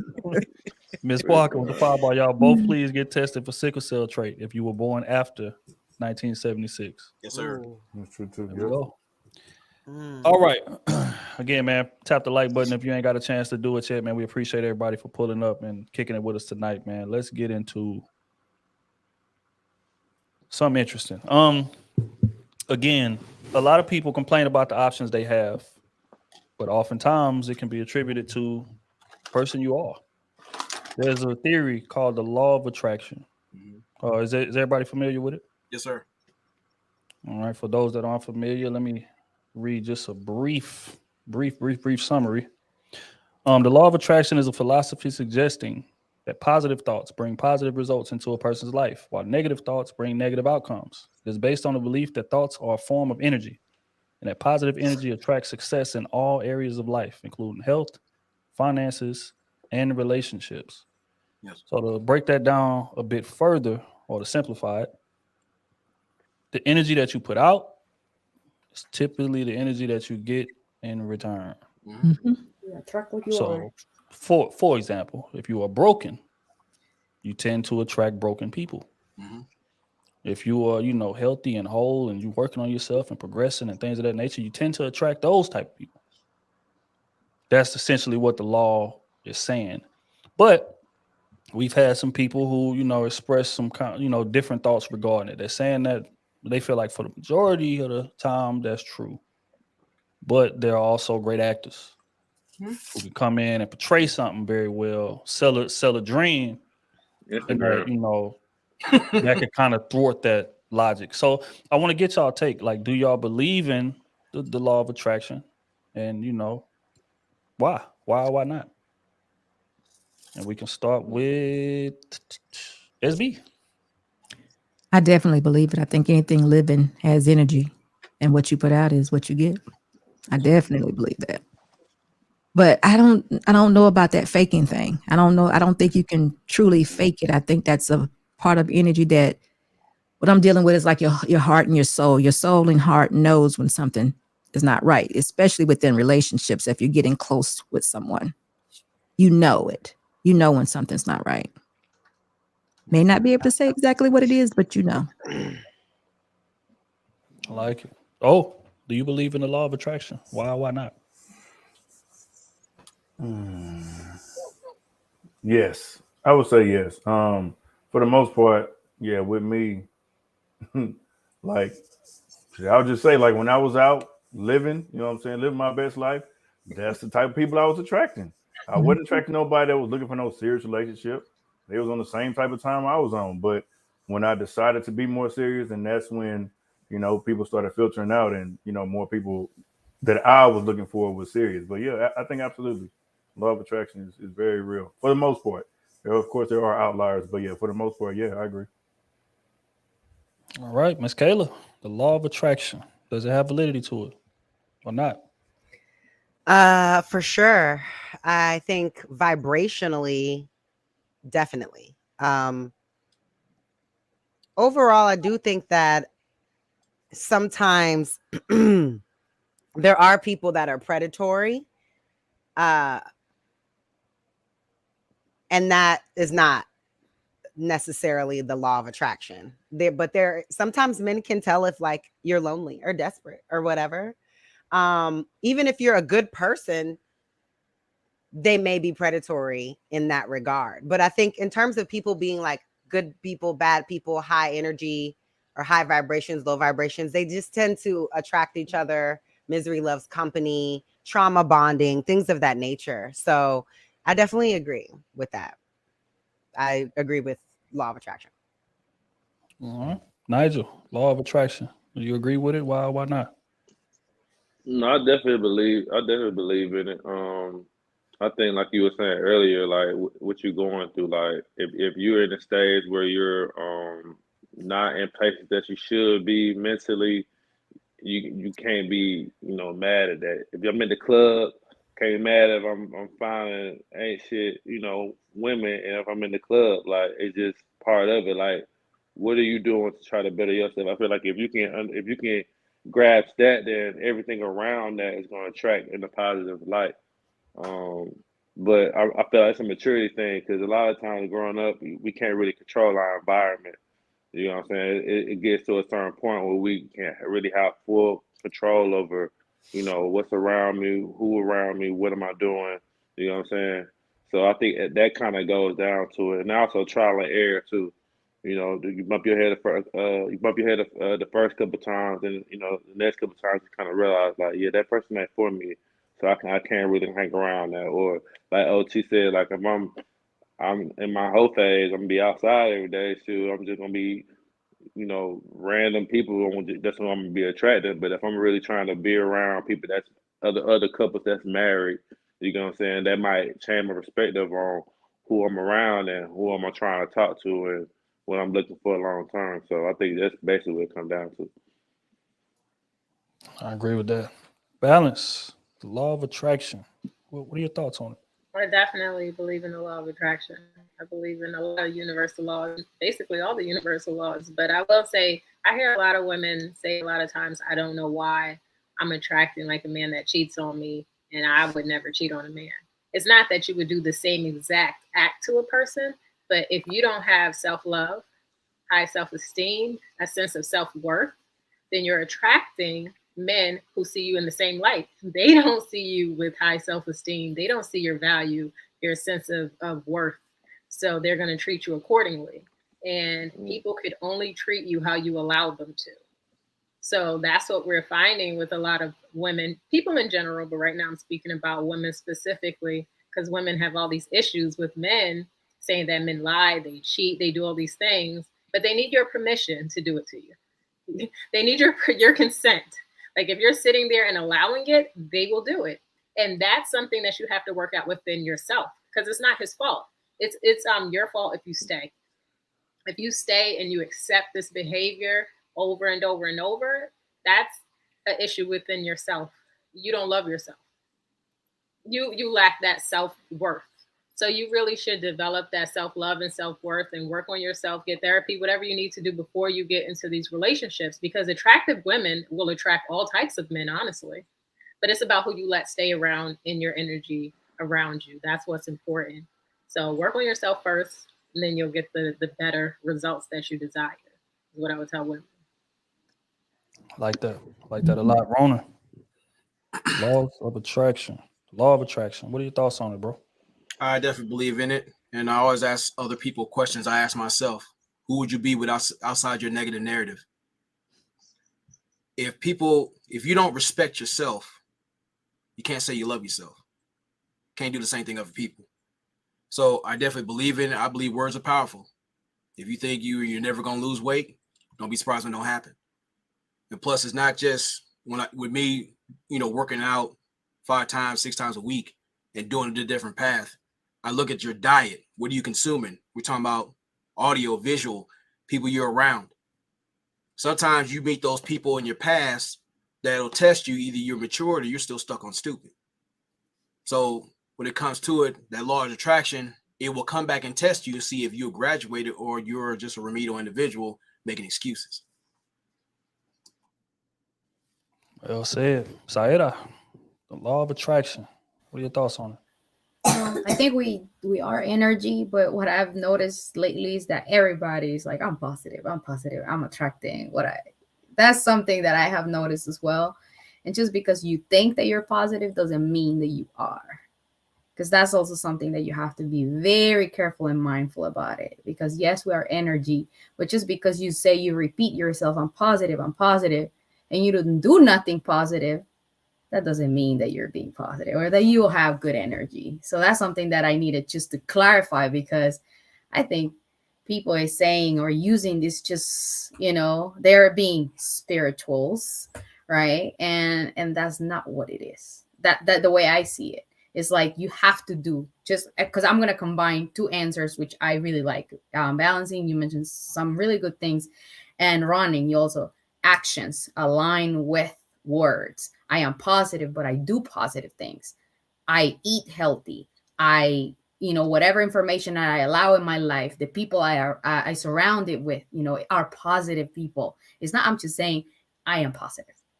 Yeah. I make positivity. I give positivity into life. That's the way I see it. And that's why I want to impart to everybody. And everybody made great points. I always say actions, words, and intent must work in concert. Otherwise, you're fooling yourself. There's a lot of people who talk a good game, even when you're dating or even dealing with family. It's like, yeah, I'm recovered or whatnot, but they see your tendencies. You set off a certain frequency that brings certain people to you. But when you start changing and start standing on that, certain people that couldn't get access to you, now they start tuning into you because you're speaking the right things and doing the right things. Well said. And Trail, this question made me think about another elimination question, because I was dating a man before, or courting with a man before, and I asked him if he could ever see himself being a millionaire. He's like, no. And then I'm like, well, could you see us ever accumulating $1 million like over a lifetime? No. He just was so, like, the way he saw things was so negative. And I'm like, if that's how you think about yourself, imagine us linking together. You're going to bring me down. Like, this is not going to work. Because if you, $1 million to me is not a lot of money. It's 1 million. You can't even see you accumulating that over time. Like, I'm like, we're going different directions. And then he had a lack mindset. So that's something that you'll get eliminated for, because you're not going to be just negative and can't think you can make this amount of money. And I'm like, I'm trying to make 100 million. You're like, I don't even think I can make 1 million. I'm like, we're not compatible. Because it's just, I can't convince you to think higher of yourself, to have an abundance mindset. You need to come that way. Yeah, I'm glad you said that, Bouncy, because like that's one of the questions you sit there and vet him out. Like, ask him, what is it you love to do? Because if you're into that, I know I'm going to do my thing. I'm going to show you what I do. But if you're doing something passionate, it's on me to support that. If we're talking about relationship, we bring those abilities together and build on that. If you make your money, cool, do your thing. But we're building towards something, not just I'm dragging you towards, a finishing point. Because after a while, you're going to be seen as dead weight. You know what? That's interesting, because sometimes we can speak life into men, because if you tell a man that has not had that in his entire life that he can do anything, and you will support him in him doing anything, he will try to do all things or whatever it is, because now you are saying, you like his cheerleader, babe, you can do that. You can put those windows in that house. You can put that siding on the house. It's like, you think I can? Yeah, those guys ain't no smarter than you. Look what they did. I think I can do it, baby. And go to YouTube University and they'll figure it out. So I see what you're saying though with the money part, but I do think sometimes we can inspire and be cheerleaders for our men, and they will take on things that they maybe wouldn't have done, alone. So I agree with that, but I do think it is how you conduct yourself as a trainee. Like, there's people that you encourage them, and then they're running to the field like, you know what, you're right. Let me go try. Let me go do this. And then there's people like the whole time they're like, this isn't gonna work. Is this gonna work? I don't know if this is gonna work. Like, your negative energy. No, you know what I'm saying? Like, that is so annoying. So it's like, give it your best effort or don't do it. But those people that like just bring the energy down through it, like, that's really tough. Yeah, I'm glad Trill and OT put that out there, especially on the video. They're like, treat your woman like she's a force multiplier. Because if she is solid like that, she's speaking life into you, that man is knocking down walls like nothing. Yep. But you have to breathe life into her too. Let her know, like, I chose you for many reasons. Like, this just isn't for show. I see something in you that you don't see, or even that you don't take advantage of. Build on that, and you start seeing that energy. Like, it's that level of reciprocity that most people don't want to approach. So I'm glad you guys said that. I agree, man. Like it's nothing worse on earth to a man than letting the woman he love down. Yep. That's why, stating your expectations. I agree with y'all 1,000%. Like, and we spoke about it a while back in terms of like why some men may hesitate to get married. It's because we may hear your expectations and what you expect in a marriage, and then think like, damn, I ain't nowhere near that right now. I got some work to do. Let me try to get another job. Let me try to get another sense of income. She want this type of wedding. She want this type of ring. She want this type of dress or whatever. So a man gonna go out of his way to at least try to make it happen if he really love you. You know what I'm saying? And in the process of him trying, sometimes he gonna accomplish some shit. And then when he does, now he has a newfound confidence in himself, but you instilled that in him. So, I mean, y'all 1,000% right. Having the right woman in your corner can change a man's whole outlook on himself. Mm-hmm. And that's why choosing wisely is so important. But in terms of the law of attraction, I agree 1,000%, man. I think, a lot of people have a false perception of, what their self-worth is. People look in the mirror and tell themselves a lot of things that just aren't true. I deserve this. I deserve that. I was speaking a while back about like some people can look back on failed relationships and just quickly surmise, so, well, you know what, man, I was above that person. I don't know why I stayed in there so long. Like, there's no way I should have never even gave that the time of day. Like that was beneath me. That relationship was beneath me. Fact is, it wasn't. That was exactly what you qualified for at the time. Mm-hmm. But where you were in your journey. If you want to know somebody's self-worth, look no further than the person that they attach themselves to most frequently. So if that's the person they dating, you can look at that person and tell what their self-worth is, how that person moving. Oh, he inconsistent, he disrespectful, he out running the streets, he ain't showing her no attention, no none of that, and she's still with him anyway. So her self-esteem and her self-worth is on the ground. It doesn't matter what she tell herself in the mirror. Doesn't matter what she get online and say, what memes she post, whatever, saying I'm this, I'm that, I deserve this, I deserve that. No, you deserve what you tolerate. So the law of attraction is 1,000% honest, because when you don't think that highly of yourself, you tend to attract people who are toxic. And then you get to asking like, damn, why am I attracting all these toxic ass men? Look no further than in the mirror. It's something in you that a bit of toxicity is attractive to, because you have a bit of toxicity within yourself because you're not doing the self-work that's necessary for you to elevate.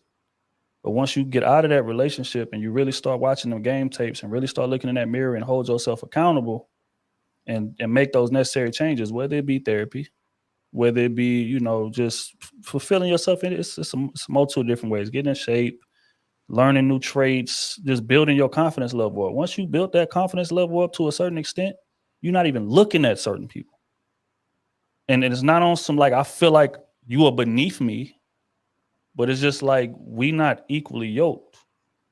I done put the self-work in. I done put the work in to where I should never have to deal with nothing toxic again. Anything that I even senses that way is getting removed. No patience, no understanding, no nothing. I'm never going back to that again. That person that I was. I'm not them no more. So whatever we had, that shit is over with. But that's how the law of attraction works. So when you make those improvements, you begin to notice, damn, I got a lot more eligible people that are on a positive wavelength, people that actually have stuff going for themselves. I'm surrounded by a lot more of them these days than I was back when I was toxic and before I did the work. But it's all about doing the work. And, again, a lot of people just terrified to look in that mirror and accept the fact that you ain't worth nothing right now. You may have material things. You may look good. You may be in shape. You may have a lot of people in your DMs, but you're still not worth nothing Because when you look in that mirror, like you can lie to a lot of people. Yeah. But when you look in that mirror and you don't believe it, your life is going to reflect that. And unfortunately, that's the case for a lot of people. And instead of doing that work, they'll jump into the next relationship and hope for different results. It was a wise man that once said, if you do the same thing over and over and over and over again and expect different results, that is a form of insanity.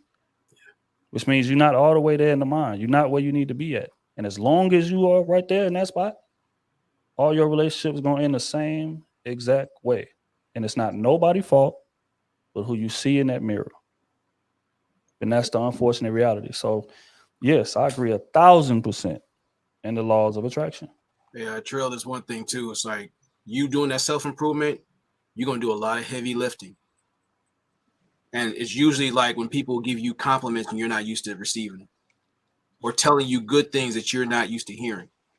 It weighs heavy because you have to learn how to build yourself up to carry that. I agree. You gotta re-meet me. Big facts. Hey, man. Like I said, I just want y'all to do better, man. There's so many people out there that just miss it constantly. And then, just run into the same type of situation over and over and over again. And then you begin to like, man, all men ain't nothing or all women ain't nothing. No, it's not them. It's you. And until you accept that challenge that Ronan is talking about, you're going to repeat the same cycle over and over again. And it ain't no age limit on it. There's people 40, 50 years old still making the same mistakes and dating the same type of people that they was dating when they was 20.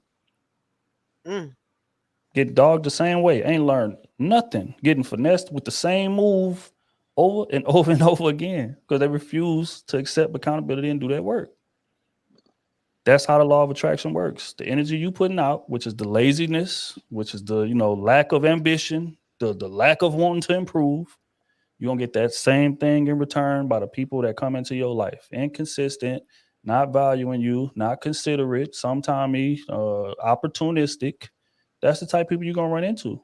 But when you reach that level of, man, confidence and just supreme self-worth and just self-being, and you just move different, you walk different, you engage in conversation different. There's certain things you don't even want to be around. It might have been comfortable before, but you don't even want to be around. And that we could take it away from relationships, friendships. It's certain people that you just gotta let go. And I'm speaking from already know. I'm speaking from personal experience. I had to let knee high niggas. We done been through all type of stuff.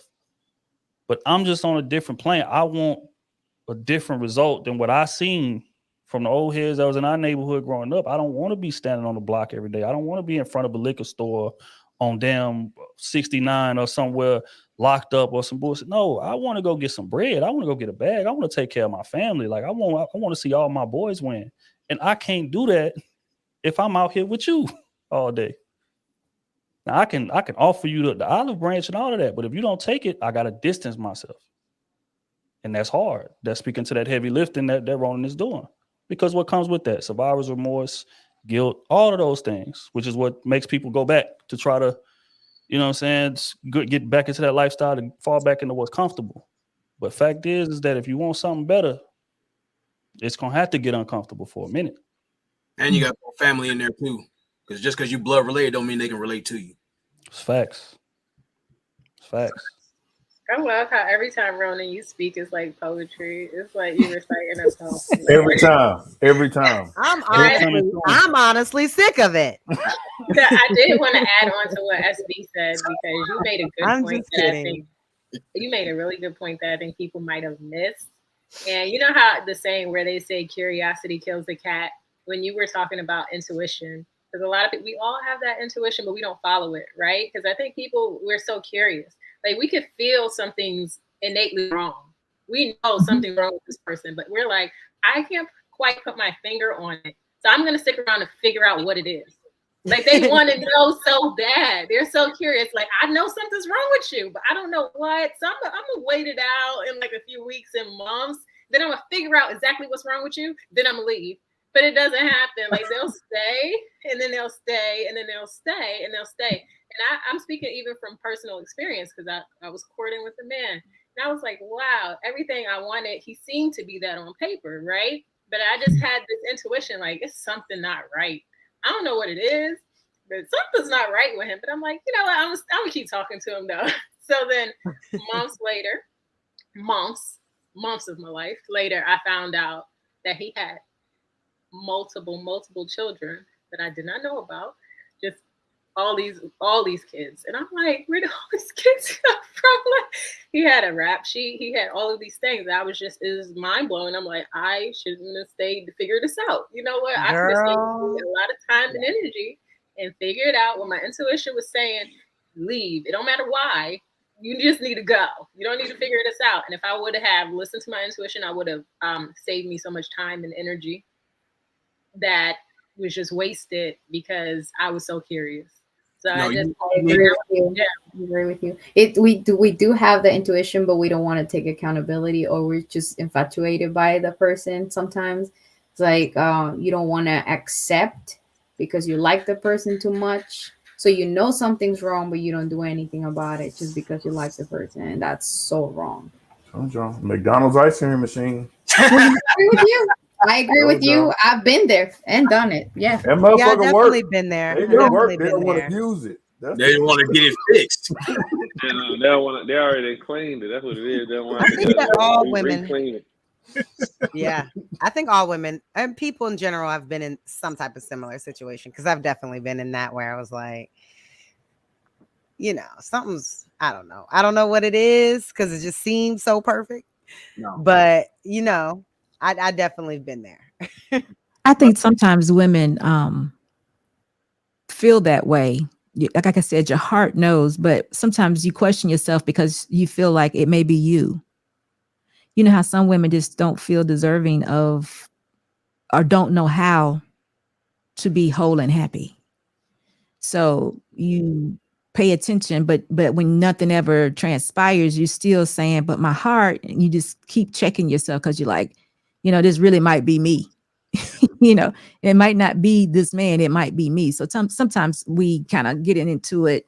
We're not feeling exactly like what we think we should feel, and we may blame it on the other person when it really is not them. It could really be you. So it's like there's several ways a couple ways that you probably should look at that. But if you think there is actually something there, you know, just not a notion, but there is something, like you said, children, that's a real something, you know, that's a little different than a feeling, you know? So it's just, I think as women, we should just preserve ourselves until we gotta be honest with ourselves. Sometimes we gotta admit we're just not ready.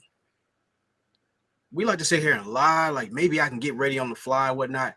You already know that, you know, like, look, I'm not there yet. I still got work to do. I'm too busy picking these scabs instead of giving myself time to heal. When I'm ready, I'll know. I'm not going to sit here and lead and put these traumas on this person because they don't deserve it. And two, I don't want to blindside myself getting out there with someone just because I'm afraid to be alone. That's the thing. That's definitely a thing. That's a real thing. Being alone, women don't like to be alone, right? But neither do men. They want to definitely have somebody to call. Women, it's men too. Men need to make sure they have somebody in their phone they can call. Well, even if it's just to smash, even if they don't even like her, they will still just to be around somebody. Well, I'm saying, can I ask a question? Because I've been wondering about this, and Trill, this is a little bit off, but I have to ask this question. Can all men have Pookie tendencies? Oh, I'm Pookie adjacent. Who? What does that mean? What that mean? What is that? Means that he's a slightly evolved Pookie, not Jason, because Jason's be on the cusp. They be on the cusp. Mm. But to answer SB question, definitely. I think we all do. But I think we kind of develop it due to like adapting to the environment we in and what works in it. I think most dudes start off with genuine intentions, right? Because when you're a kid, like your mom is telling you, yeah, you want to treat these girls right. You want to be a one-woman man. You want to be nice to her. You want to be consistent. You know, you want to be persistent, things of that nature. And then you leave the crib and realize that don't work. That's not getting me the results that I want. So now I got to look around and analyze the area. It's just like people starting platforms, right? When you get to YouTube, let me analyze and see what's getting the most views, what's getting traction, what type of thumbnails. Man, we had that same kind of epiphany when we outside and we realized, damn, everything my mama told me to do is making me look like a goofy out here. I'm getting looked over. But this dude right here, he doing the complete opposite and he getting all the women. So I need to develop some of those tendencies so I can finesse the system like I spoke about earlier and have a chance to at least get in front of her and then show her what my personality is and how my mama raised me. But fact is that I wouldn't even be able to get in front of her without adapting some of that pookie finesse. Right. So that makes good sense. That makes sense to me because we're so often referring to Pookie and Ray Ray like it's just a small group of people, but they are responsible for so much. And I'm just like, that doesn't make sense. No, and I get it, SB. The thing is like, too many people want to get access to everybody. Sometimes you got to access yourself. Sometimes you need that peace of mind to really get yourself right. Like when I'm going to present myself, I'm not going to go half-assed. I'm going to go out here. This is who I am. I'm solid. I might not be financially there, but the thing is, I got to be mentally and physically there. Mentally, the other stuff that can come by, but if I'm just going to sit here and just doing it just to have somebody there, you're not going to ruin yourself. You're going to ruin the lives of others, and that's irresponsible. I agree. That happens quite often. Often men are in relationships like they're physically there, but they're not mentally there. They've checked out of the relationship long time ago. They're there for the kids. It's cheaper to keep her, whatever the case may be, comfort, convenience. But a good deal of the time, you know, men can be mentally checked out of the relationship for a longer time than women can. Women usually check out around the time I'm making my exit plan, but men check out having no plan to leave. You know what I think it is too, Kayla? I think it's not spoken on enough. I think men fear being alone just as much as women do. Literally. Just as much, if not more, than women do. Okay. And it's because of what I've said in the past is that men are in love with our routine. We love our routine. We like to drive the same way to work every day. We like to eat the same 2 restaurants every day. And if it wasn't for women that's in our lives, we would do exactly that. We come home and play that game at the same time every day. We go to the same bar and watch the fight every time. Like men like routine. And our woman is a part of our routine. So when the idea or the thought of her not being there is terrifying. I mean, can he survive? Sure. But he's going to have to develop a new routine. And a lot of men would rather stay in that relationship and be miserable than to say, sit her down and say, you know what, baby, this ain't going to work. I'm gone. But instead, what we'll do is we'll start acting reckless to try to push her out of the relationship. So that way it could be her fault that it ended, you know what I'm saying? And we ain't got to, you know, break our routine ourselves. But yeah, men fear losing our relationship more than women. I'm willing to stand firmly on that. Men fear being alone more than women do. Yes. Because we gotta eat that L. No matter what you put it, we look and at y'all, we're kind of haunted. Y'all gotta put in work to get a new one. I mean, women just go outside. You know, men have to like start to learn to hunt again and start to learn how do I talk to women again and what's the new you saying words that are not cool anymore. You know what I'm saying? I don't know, but that does happen. I think like in the YouTube spaces, there's this, the older man is so desirable, but anybody that's been with an older man, they actually know that you spend more time worrying about ailments, medications, sex drive goes down. I mean, there's a lot of negatives to it, even though he do got probably a little more money, but you're not like, I mean, to a young, hot girl, you think, you know, I don't know. Your wife will probably have your back more than any of these girls out in the streets were. That's all I'm saying. Even if you don't even like her, she probably will have your back more than what's out here. But Taylor, it's not really the hunt. Because if he really was into that woman, it's that empty space. that's a very hard thing to feel because he got to have time to filter that out.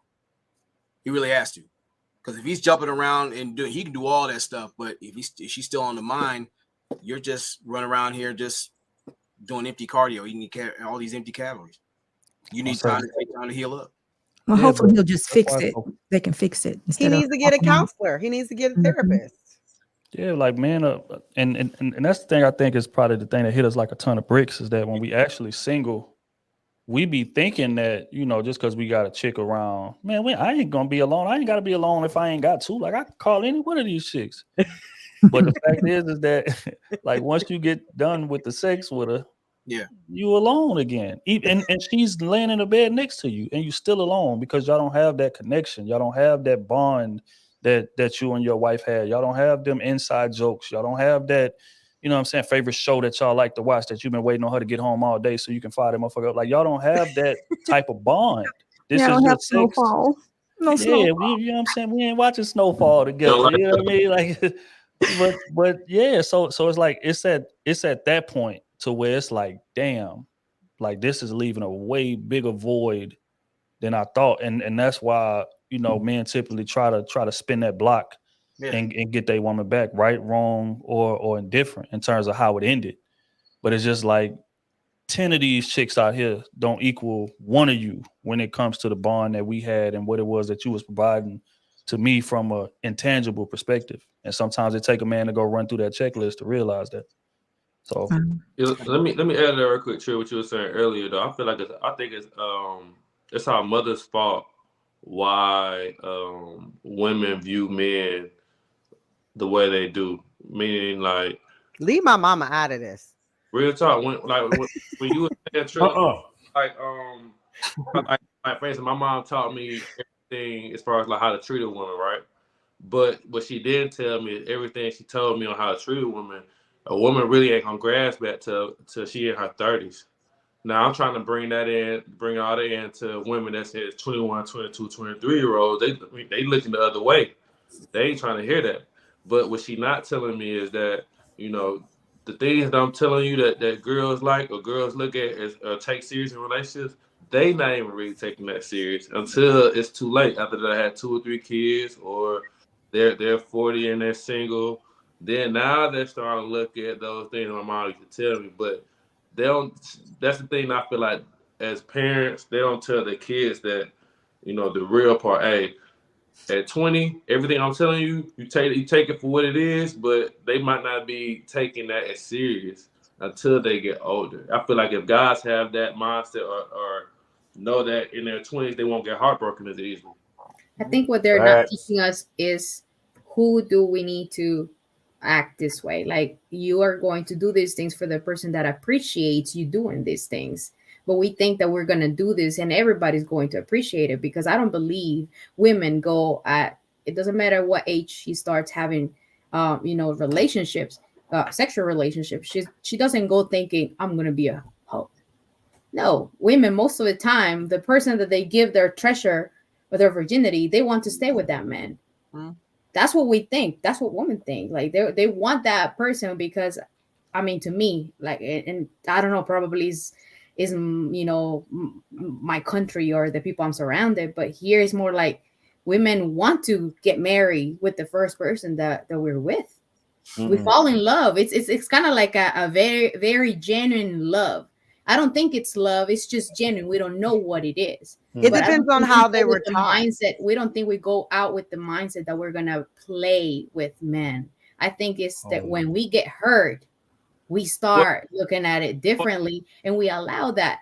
But I'm saying it's like, as a man, I think that mother should say, you're going to do these things with someone that appreciates you doing these things, because the moment that woman has not been taught to appreciate those things, you should be done with that. But as a male, though, we're making those first initial steps, though. Like you said, we have to show y'all how much we care. You know what I'm saying? How much, you know what I'm saying? It's actions, not words. So if we putting in them actions that our parents taught us, and those actions aren't getting reciprocated, or we're not getting the reaction that we feel like we should be getting, then that's when we'd be like, all right, shoot, I ain't picking up the phone no more after a certain time, or I'm finna do these toxic traits. Because it's working for dude down the street. You get what I'm saying? But it, if I'm calling or I'm doing what I'm saying I'm gonna do, and now she like, okay, he said he'll call me at 8, and he actually called me at 8. Like, what? Right. That's Versus somebody in their 30s, I'm actually gonna say, hey, I'm gonna pick you up at 8, or I'm gonna call you at 8. You might be more receptive to, okay, he actually called me. He actually said he was gonna do that.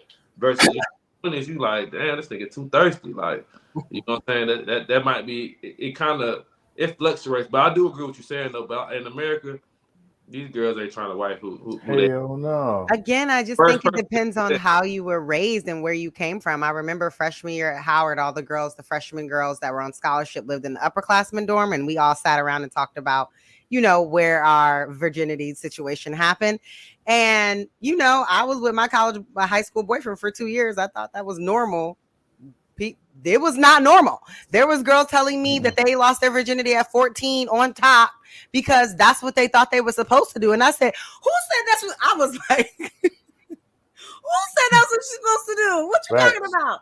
Yeah. So I was just like, I don't know where these people come from, but she literally was like, at 14, that's what I thought I was supposed to do. A girl that was living in Maryland. So I'm like, it just depends on where you come from and what is normal where you come from, because Jack and Jill girl, I thought me and my high school boyfriend were gonna be like, like get married and stuff. And then I also think it's about who your parents tell you to target. Like Sayeda said, I mean, the girl that you're showing that effort to, you said the guy down the street's getting the results, but which girl is that? Is that the popular girl at school? Or is that the girl from your science class that's really nice? She might have glasses, but when she take them out, she's pretty cute. Yeah. That's all of them. Yeah, that's all of them. I was just about to get to that. Go ahead, though. Yeah, because I was going to share my example, similar to Nigel's. When I was sophomore, I want to say, in college, it happened like back to back in a sense. I'm trying to court these women, dating them, doing stuff nice for them, being a gentleman, being nice, being respectful, doing all the checklists that was taught by my mom, my grandmother, even my grandfather. He put me on game. Hey, just find you one woman, and you don't need to worry about nothing else. All of it feel the same, it look the same. You ain't got, this is literally what he's telling me, 17, 18. You ain't got to worry about none of that stuff. So I'm like, okay, cool. Find me a woman and settle down. And then I, think I found me a woman, and she was like, you seem like you're a little too perfect. You're just doing everything right. And I'm like, what? Crazy. So then, to like Nigel say, SB, so I get a little pookie in me, and I start being a little disrespectful. I start, stop answering texts and stuff.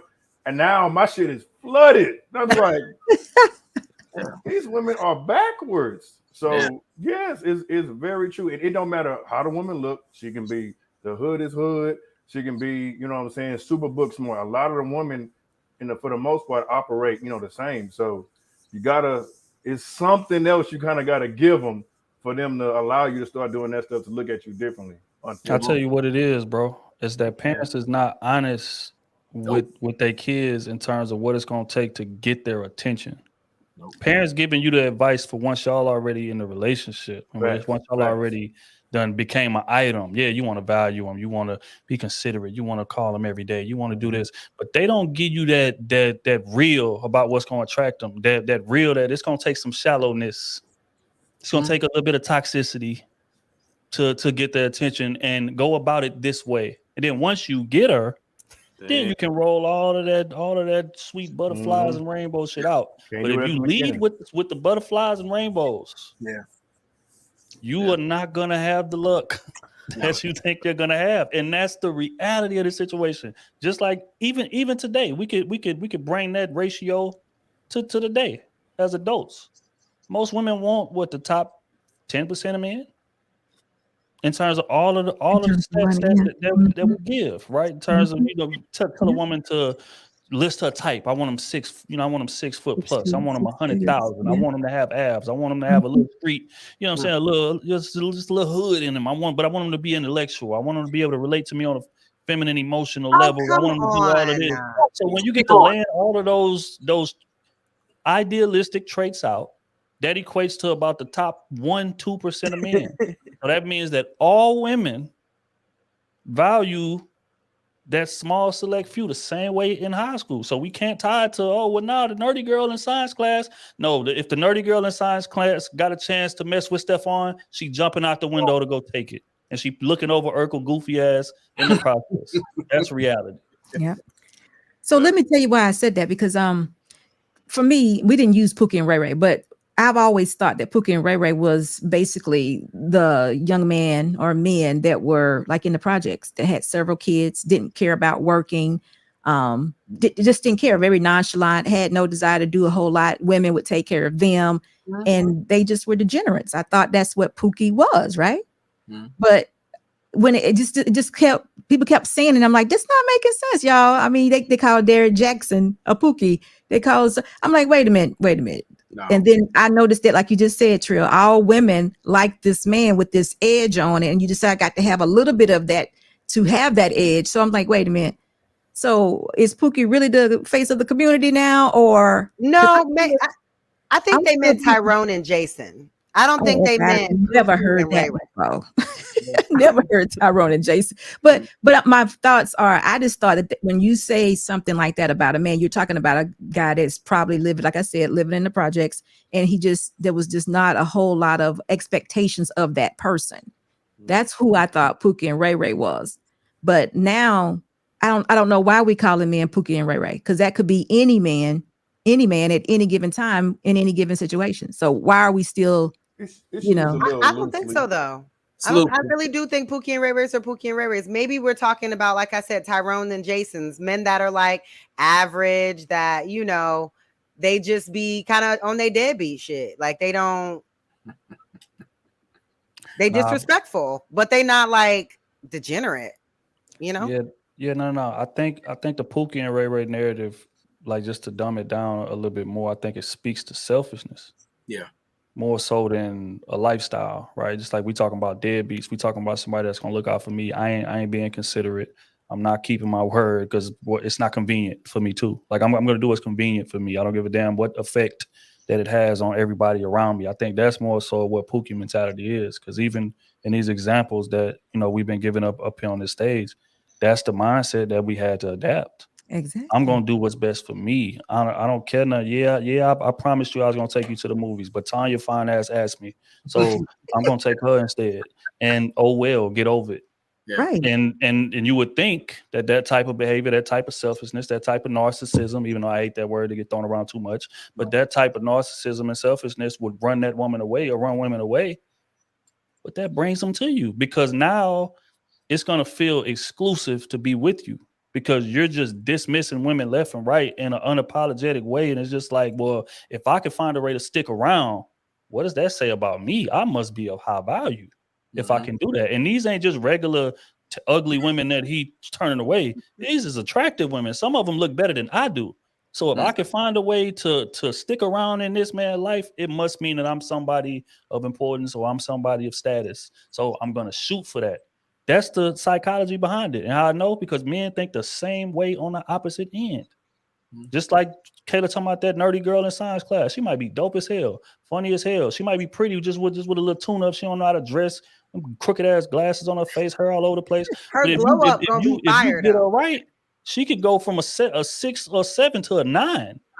But instead of doing that, we gonna go for that top cheerleader that every time we look at her, she look at us with a get away from me type of situation. Why? Because it's gonna mean more to get her. I'm gonna get more points for getting her than this nerdy girl in science who I can get at the drop of a dime whenever I want. It's more of a status statement to get that.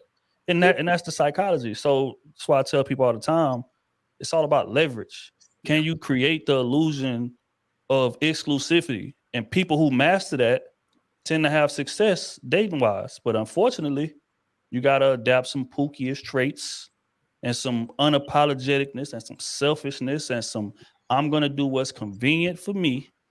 Don't give a damn what effects it has on everybody else in order to get those results. It's unfortunate, but it's the truth. That's the game. Okay, Trill, I got two then things if for you you. have to be exclusive, then you shouldn't have options. No. I said create the illusion of exclusivity. Just an illusion, okay. Yes. Of exclusivity. Wow. Okay, so Trill, I got two things and I'm gonna stop. First thing is, I cannot believe you used that word, that leverage. I just Powerful. could have said anything else. But the second thing was, I am so glad that we are having this honest conversation, because I think people need to hear it. Because again, when we talk about men that are selfish and don't want to take care of responsibilities, I think of a certain type of man. I don't equate that with all men who are being selfish at the moment, or being selfish because of a, wanting to achieve something. That is a totally different man. Because if we look at it that way, there are only two type of men. We have a Pookie and a corny guy.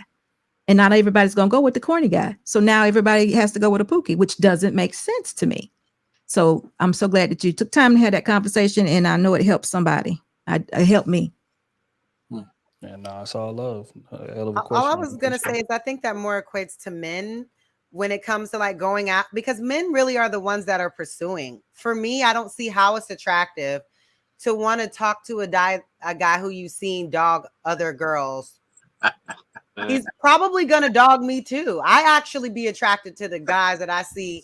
You better get them, man. Treating That other makes them- girls nice. That makes them more attractive. Makes them more Don't change them. I like the ones that I see treating other girls nice, because I'd be like, well, if he treat her nice, but I'm Okay. not attracted to the guy that's like disrespectful and blah, blah, blah to all these girls and feel like I won something by getting with him. That's weird to me. I don't get that. I don't see why you wouldn't go for the guy that you see being nice to all the girls and be like, I want him to only be nice to me and play these girls dust. That's beautiful. Trill showed us a video about a month ago of a very good-looking young man.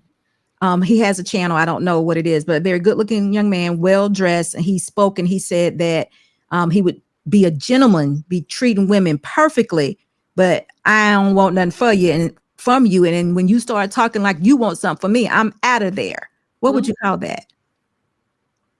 Delusional. I mean, no, honestly, what would you say about the guy? Because he said up front that this is how he maintains his life. Good looking man. He was gonna be. Did he say he was gonna take some girl over to his mom's house? I mean, he just said all the things right. What? You know who I'm talking about? The video you showed us she's that was talking in the about, car. Finesse. Finesse. Yeah, finesse. I didn't know his name was. You talking Finesse. about that guy in the suit? Yeah, him. He said everything correctly. He even said that he would treat the woman nice and they can have fun. And as long as she knew that he wasn't serious, they would be good. Now, I would say he was a womanizer. I wouldn't call him a Pookie. Well, see again, when we get to throwing around womanizer, like you could be, I feel like you can label somebody that if they kind of removing the woman's options away from them. But what he's saying is how I used to move. So I can't really complain about it. But I mean, I can't really take too much opposition to it. And the ideology behind it is that, for one, I just like women. I like the presence of a woman, and I'm a gentleman naturally. So when I'm with you, I'm gonna be opening doors. We out to eat. I'm gonna be paying for it. If we kicking it, I'm gonna be nice and I'm gonna be listening to what you're saying, actively listening, and I'm gonna be giving you dope ass feedback and dope ass conversation. But the disclaimer is gonna be at the top of it. But the thing about it is, just like in the scenario he gave, you can give them that disclaimer.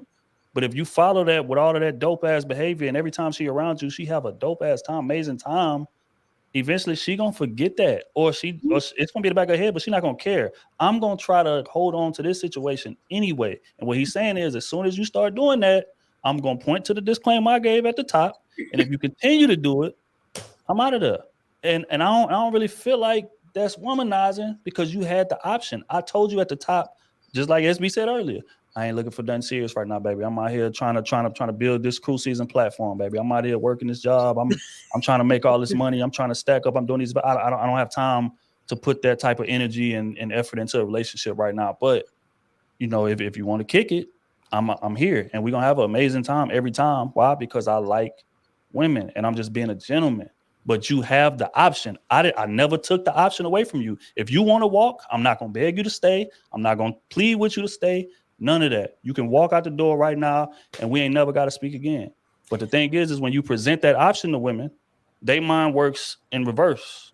So it should be, okay, well, we ain't on the same page. I like him a lot. Right. I want a relationship. And he's saying he don't want that. Let me run the other way. But women mind don't work like that.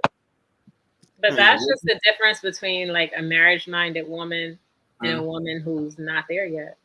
honestly, because there are a lot of women who will accept that, and I think they're not ready. They may verbally say they're ready, but subconsciously they're not ready for what they want or what they're claiming they want, marriage, because then they wouldn't choose that man. And I know from experience, because if a man said that to me, I'm not going with it. I'm not even wasting my time.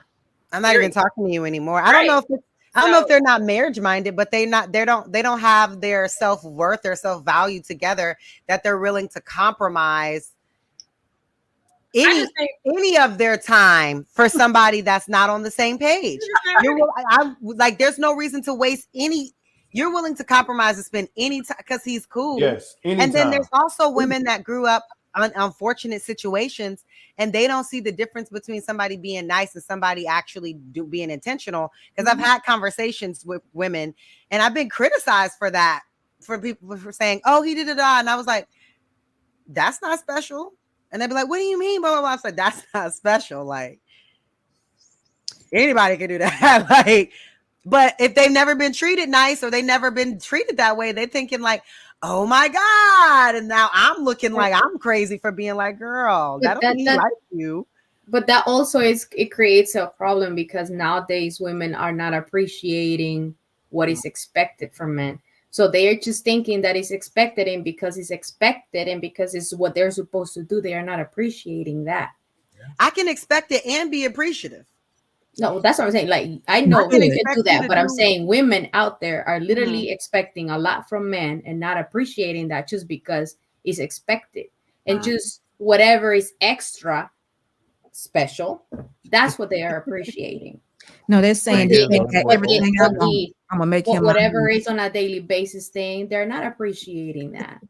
That boy O said it a while back, man. He said the bar is so low that I was going on dates with women and opening her car door, and she was fascinated. I was taking her to drive-throughs, paying for it. Man, and she was he added that. just all type of stuff. Like he said he was doing bare minimum. He was like McDonald's? Bare minimum. He was texting you at the end of the night to make sure that she got home, and she just fascinated. That's just how low the bar is out here. So can you blame the man? Can you call the man a womanizer because the bar is low? And I'm just doing gentleman type. I'm not calling you a womanizer. Me, I'm just trying to figure out. I wouldn't call y'all pookies. I wouldn't say that. That's not like I said, more Tyrone Jason type, like a flake. He's flaky. But a lot of women like to find one thing they like about a dude, and they feel like they can change the rest of them. Exactly. That's what. There you go. Nigel said it. They think they can change him. There's a trait relate to it that stick out that I feel like I can fuck with, and all the other bullshit I feel like I could change over time. And that be the biggest mistake, because niggas ain't gonna change, but it's the your mindset of thinking that you can change it is what's making you feel like you can stick. He can stick around as long as he is. You know what I'm saying? Yeah. You think men can't change, or you think that they're not gonna change for a woman? Because people will change, but it's only if they want to. You're not gonna make nobody change, but if they want to do something, then they'll do it. If he wanted to, he would, but he didn't. I think that men are gonna pay the price you put on that car. That's what men are gonna do. It don't matter that it's a brand new car, fresh off the lot. It don't matter that it got 6 miles on it. Don't matter that it's a brand new Benz and we know it's $100,000. If you put a $20 price tag on it, go get it. Man is gonna pay $20 and not a penny more. I don't give a damn what it's really worth. So again, as women, and that's where accountability got to come in at. Because they in the chat asking, well, why is the bar so low?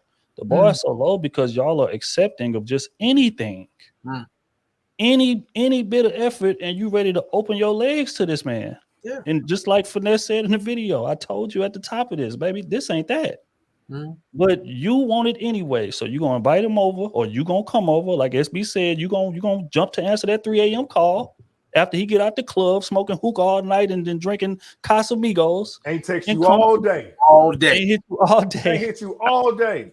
And he can still pull up and rearrange your spinal cord. Yep. The bar is low because y'all refuse to raise it, and the minute y'all raise it, you're going to see different behavior out of these men. But as long as it's a $20 price tag on that brand new Benz, it's a wrap. We paying the $20. That's why That's the reality. I why do Got killed support. for that. Yeah. I do support Yeah. what SB was saying about sex toys because women need to be able to do what they need to do on their own accord and not need a man. It's midnight. Because y'all act like women are just women just want to be disrespected. No, women are sexual beings. I have seen things in the group chat about bitches really needing dick bad.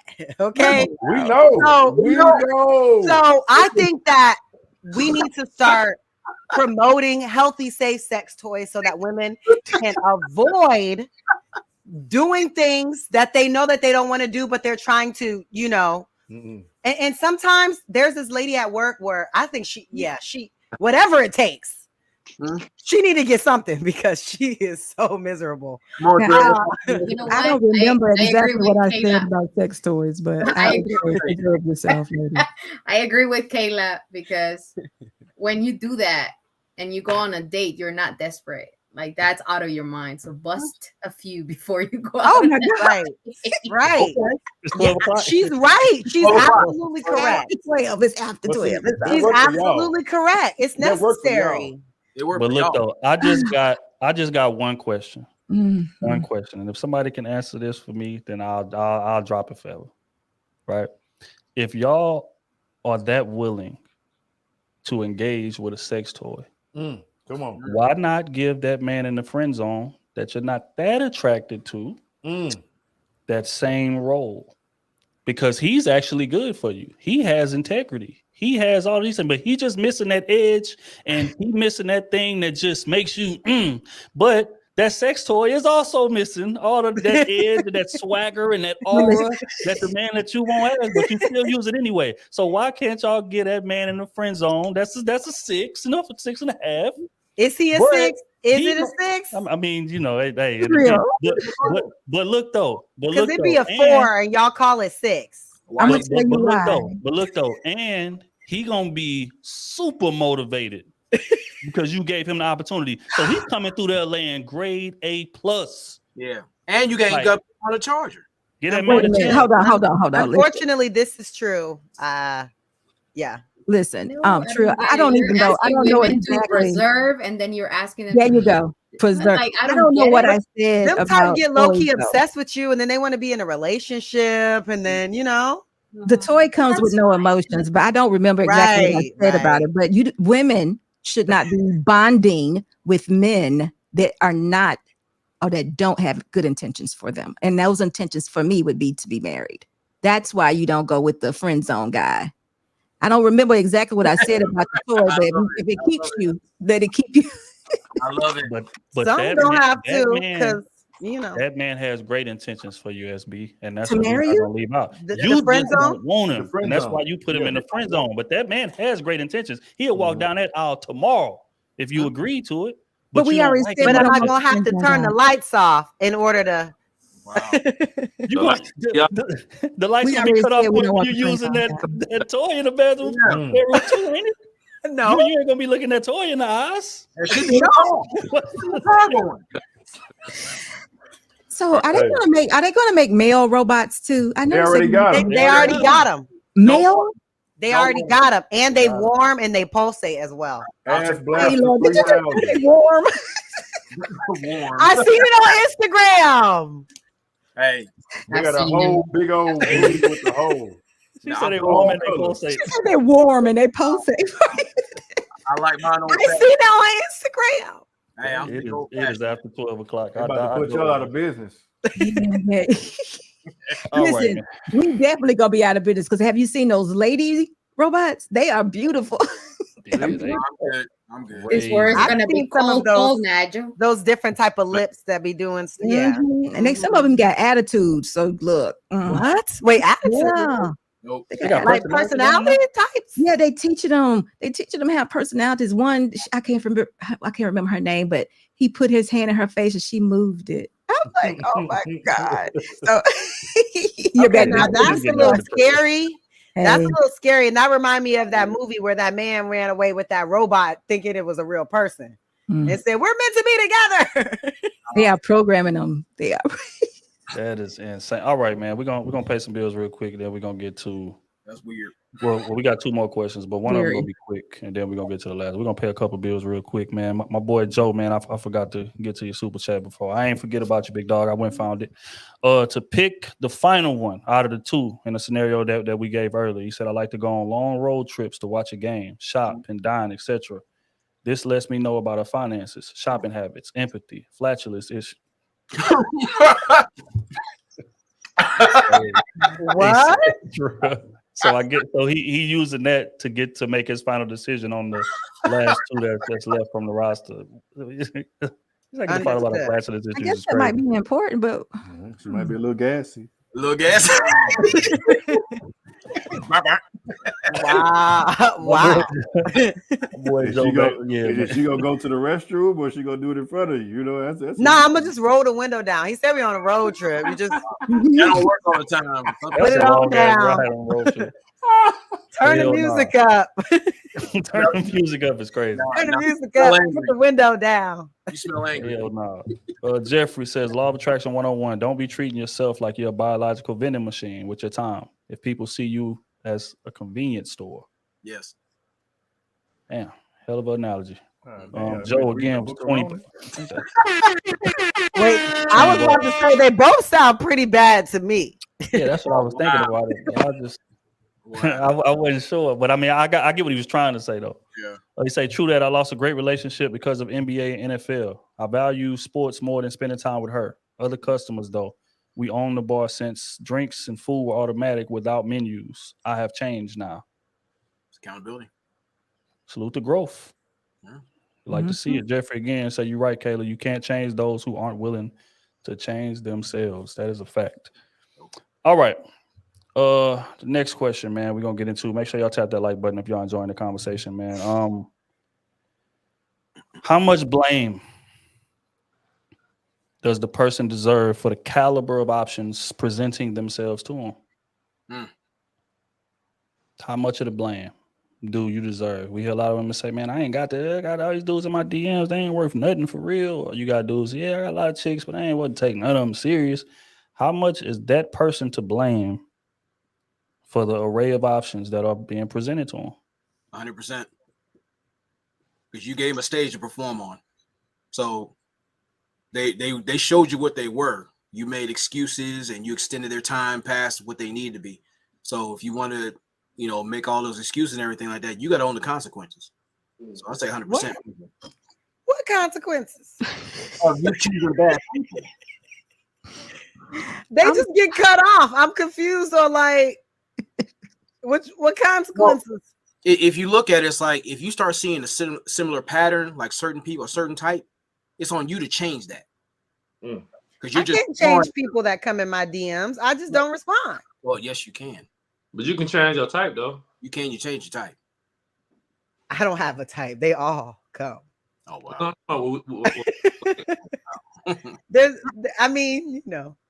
I would say about 90% because 10% of the men or women, whatever, they're going to shoot their shot. Yeah. But 90% is definitely we're responsible for it. So I understand that part. But you're going to have some that's going to be like, I'm going to work this out. There are some people that are super confident and they're going to shoot their shot, whether whether it works or not. They're definitely going to make the attempts. But you got on the responsibility of entertaining it. So. Oh, yeah. Yeah, definitely. Yeah. Is that a bad thing though? We talking like having options is a bad thing though. Like, yeah, that's what I'm confused about. So, like, what the consequences though? So going back to what I said earlier, based on the word options and not prospects. By this time, I have already filtered these people, narrow to my options, so my options are not too many. I am looking at it from that that perspective. So if I don't have it's 100% me because I picked those options. Like I have two options here. Those are the two people that I say, you know what? These are potential. They have potential.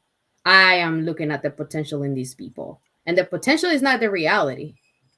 It's something that I am seeing in them. So it's me looking at that. But if it's prospects, like Kayla said, it's people coming in my DMs. I have no say so on that. I agree. Like we cannot control who approach us or the way they approach us. Like we can control that, but I can't control who comes into my life and who am I dealing with. That I can definitely control. I'm not going to tolerate many things. So based on that, I think I would say 90%, 95%. Because Mhm. some people are still shady. They can still do things to manipulate the situation. So, but it's my job to, keep my eyes open on that. That's it. All right. Wait, everybody went. Oh, Mhm. Balance. Go ahead, Balance. What's your thoughts on it? How much blame? I was in my head thinking about the word blame. I would just change that word to accountability. Um, you need to take full accountability for the way you live your life, because the way you live your life is going to be who you attract. So if a man, for example, has 3 different baby moms and 3 different children, and he's like, I want to have a nuclear family with you, I'm going to be like, I'm sorry.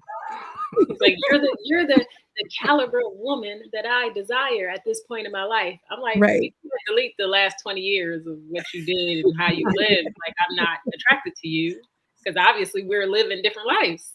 So he could say, oh, well, now you're what I want. Yeah, but you're not what I desire. So number is different. I'm up here and you're here, and we're never gonna be this again because of the options that you make for yourself. So it's like there's things you do in life and that goes on too. That goes on both sides. Let me just say that. And I'm saying that to make a point of there's things in life that you do that you can't take back. And I know we don't like talking about that there are things in life you do you cannot take back, and you have to be accountable for those things. And sometimes accountability comes in the form of what are my options now? It changes. It changes. You can't get up here when you're not at that level. So we just have to be realistic about it, men and women alike. Certain things you're not I'm trying to say it in a nice way.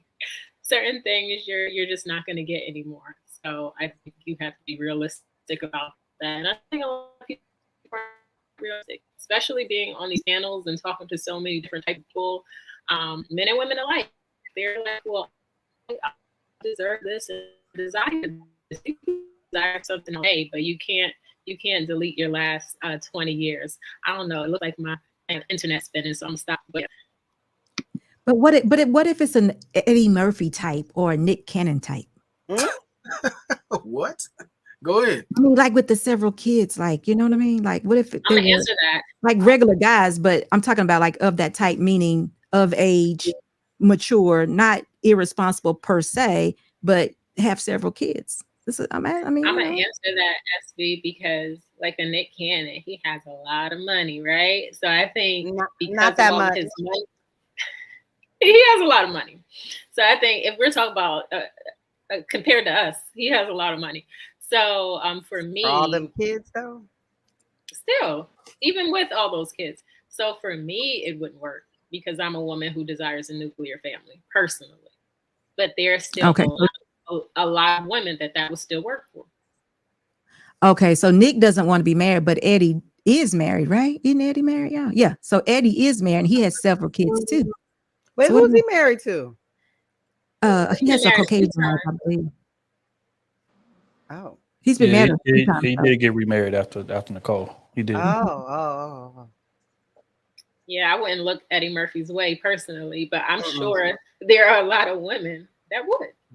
So Not him per se, but I'm just saying like type, meaning like a man that is established, you know, older than lots my of money. dad, no. Oh, I don't know about that part. No, I'm just personally. Okay. I'm not doing it. I'm just not doing it. I don't care if you're a billionaire. I'm just not interested. Billionaires go missing every day now, so I don't even want to be involved. That's just me. That's just me. Lying. Man, I think it's 100%, 100% on you. And this is why. I feel like, I think that a lot of people, regardless of how innocent they try to portray themselves, people are well aware of what's going to get some attention, right? So you may have, let's use a woman for example. You have a woman that's you know, on the outside, she's wholesome. And, you know, even in the pictures and certain things that she may post, she may be wholesome, whatever the case may be. But even in some of those pictures, she gonna angle it a certain way so you can see a little bit of the ass. Like she gonna have a little bit of cleavage coming out, just showing just a little bit, you know, a little thirst trap here and there. Not nothing too flagrant, not nothing too blatant. She at the gym. She got the phone real close to her while she doing the squats. Like just little things like that.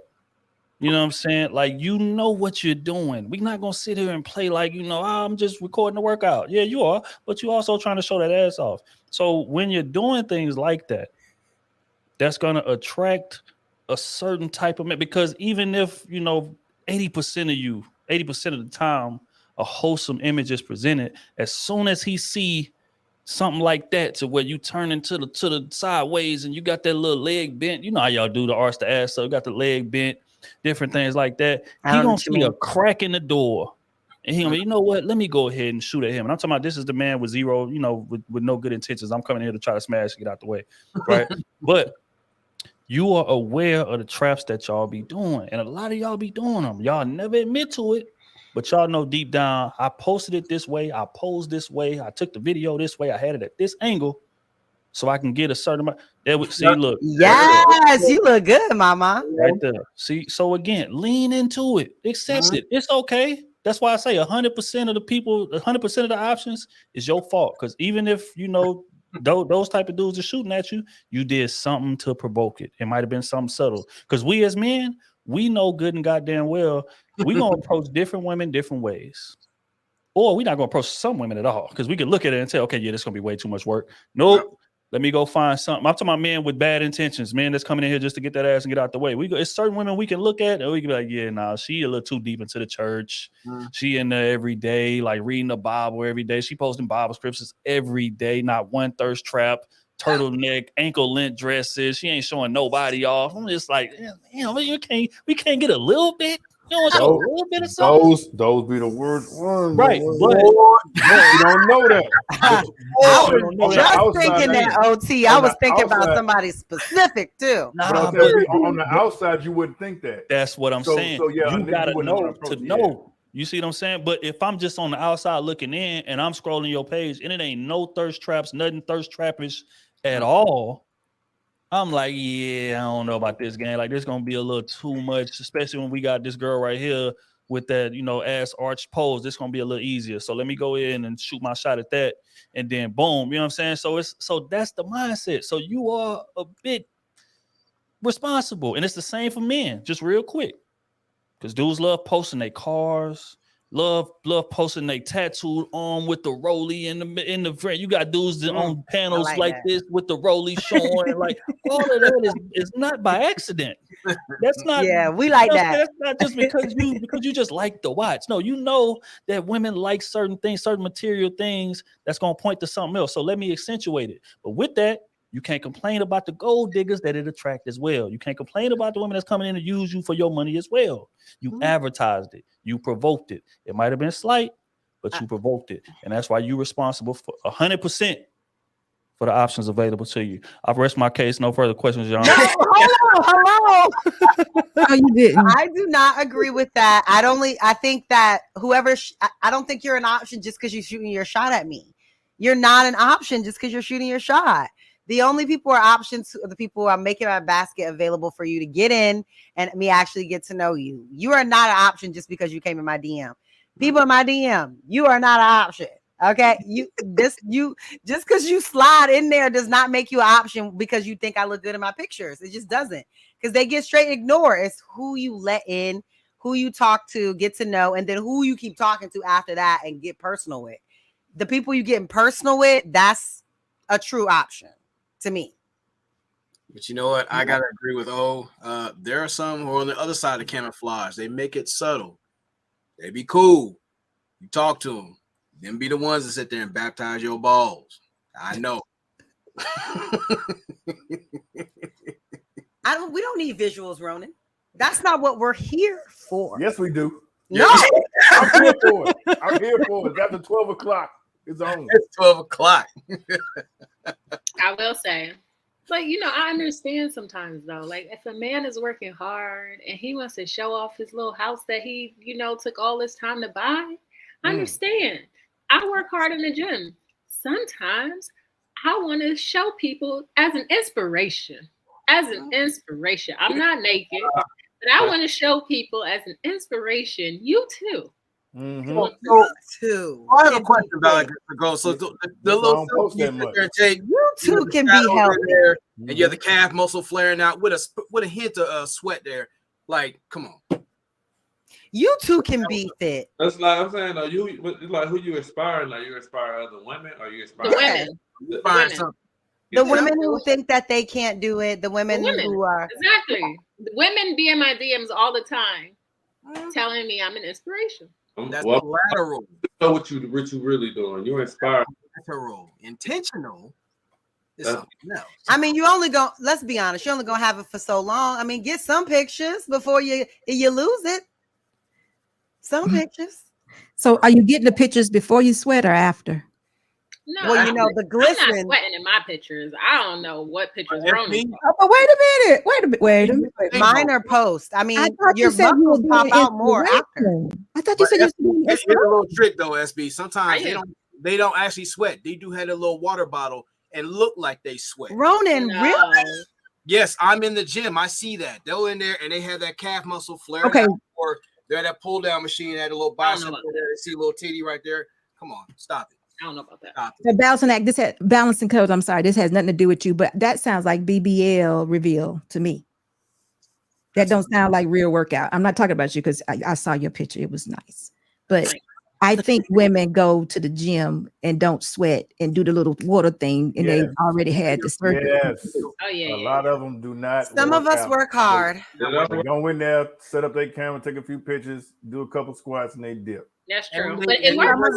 Some of us are athletes and do like to sweat, especially ones that are single. It's a good place to let out frustration. No, some of them sit there, go to the gym and take selfies. They take their little boy shorts and have that monkey. No, I know. I've seen girls in there just sitting around, just hanging. But there are some girls in there working out for real too. And so a lot of days I don't post because I'll be looking crazy. That would be real inspiration. I'm looking crazy. I don't even post nothing. That's inspiration. That is some inspiration. I'm just saying the girls that have the BBLs, they get the attention they desire. They get the results they want. So, but we see it. We be in the gym, we see it. Yeah, we'd be like, "What the hell she got on?" But we definitely. You see, that's the wrong ass over there, boy. She got the. So since we're on fitness, really quick, OT, what do you think about those big classes of people that do like that, like fitness dance and like step on the step? Yeah, what do you think about those classes and the ladies that go to those classes? Awesome. Good. What I think about the ladies that go to the classes? I mean, they just getting the workout in. It's just they're going in a sweat. Okay. Why are you saying that, Kayla? Now, I was just asking. She leading the witness. Now it's evolving. No, I don't go to any. I've been thinking about it, but they be wearing some that everybody be looking like a fashion show in there. Sometimes, yes. No, some of them do. Some of them do. You ain't lying. It's not just you wearing the fitness clothes. It's good to do your thing, but it's the intent. Because if you're going there for a photo shoot, a lot of them be a real extra, especially using machines where they having it strategically placed and you're seeing the print all there. Like, come on, stop. But with them classes too, like a lot of them know honestly. Who you be fouling, Ronan? Especially with the classes, like it's like a little mini community. You know what I'm saying? Like they'll help you get set up a lot of times. They'll, is this your first time here? A lot of times they be friendly because that's what they do. That's their environment. So they'll know off the bat if you've been in there or not. But yeah, it's fun once you get with somebody and get a little group together. They be working out hard, look like to me. They be going at it fast. Yeah, that Mika girl in Atlanta, her classes look kind of hard. See that Martin episode? Yeah. I'm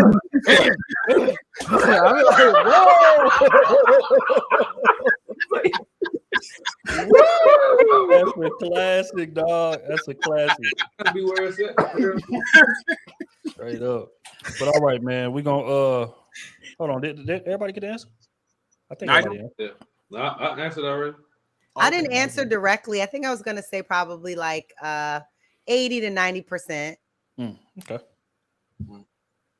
I like it. Accountability is a beautiful thing. Jesus Christ, it is. All right. Last question of the night. If we had to give any type of advice, we had to advise someone on how to improve the options that are presenting themselves to them. We done all been there, man, to where we'd have been attracting a bit of toxicity. That's why we laid the foundation like we always do. We got to speaking about, man, yeah, back in the day, I was attracting the wrong types, man, but that's because I wasn't where I needed to be. What's some of the steps y'all took to get where y'all need to be to attract the caliber of options that y'all attracting today in comparison to back then? Well, I'm gonna go first. Oh, go ahead. I'm sorry. No, I was gonna say, you know, I'm gonna let you go first because I want this. I'm being a little long-winded. So I'm gonna first. Okay, I'm gonna try not to be, because I'm back then. I'm a back then person. But the accountability is it. I mean, that's the number one answer. When you're accountable, no one can't knock you off your square. You've accounted for everything you've done wrong. You actually came to the realization what part you played in it. You're not blaming anybody for anything anymore. You ain't got to say that man that got you pregnant or that man you laid with. You can just say, I own it. That man I chose to sleep with.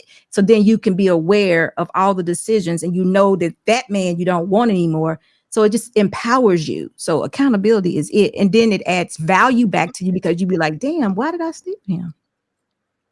And then now you won't do it again. So it's all about the accountability. You knew why you slept with him. You just don't got no self-control. Oh, wow. I agree with. Wow. I need to ask myself, why did I sleep? Girl. No, okay. So are you saying that there are not some men right now that you might have slept with and be like, damn, why did I shouldn't have? You have no men that you second guess, like, why did you do it? I think they're. You only second guessing it if the sex wasn't good. No, that's not true. That's not true. It's not. No. Sex could have been great, but you still asking yourself, why did I do that? Why did I waste my time? I should have known better. All of that. If it's good, you don't ask them. I mean, good is cool, but I agree with SB. I also think that being intentional matters and straightforward with the people that you're surrounded by. Like whoever you're talking to, let them know what you want, willing to tolerate as well. And make sure that your intentions are clear. Because when you don't even know what you want, how do you expect people to treat you and know, like, okay, I want a relationship, but you don't even know if that's what you want. So, like, being on the right path intentionally, I think it is very important as well. So improving your options, are we saying that like how to get more options or how to Mm-mm. How to improve the caliber of the options that are presenting themselves to you, the quality of them. I think as a male though, I think first is focusing on yourself.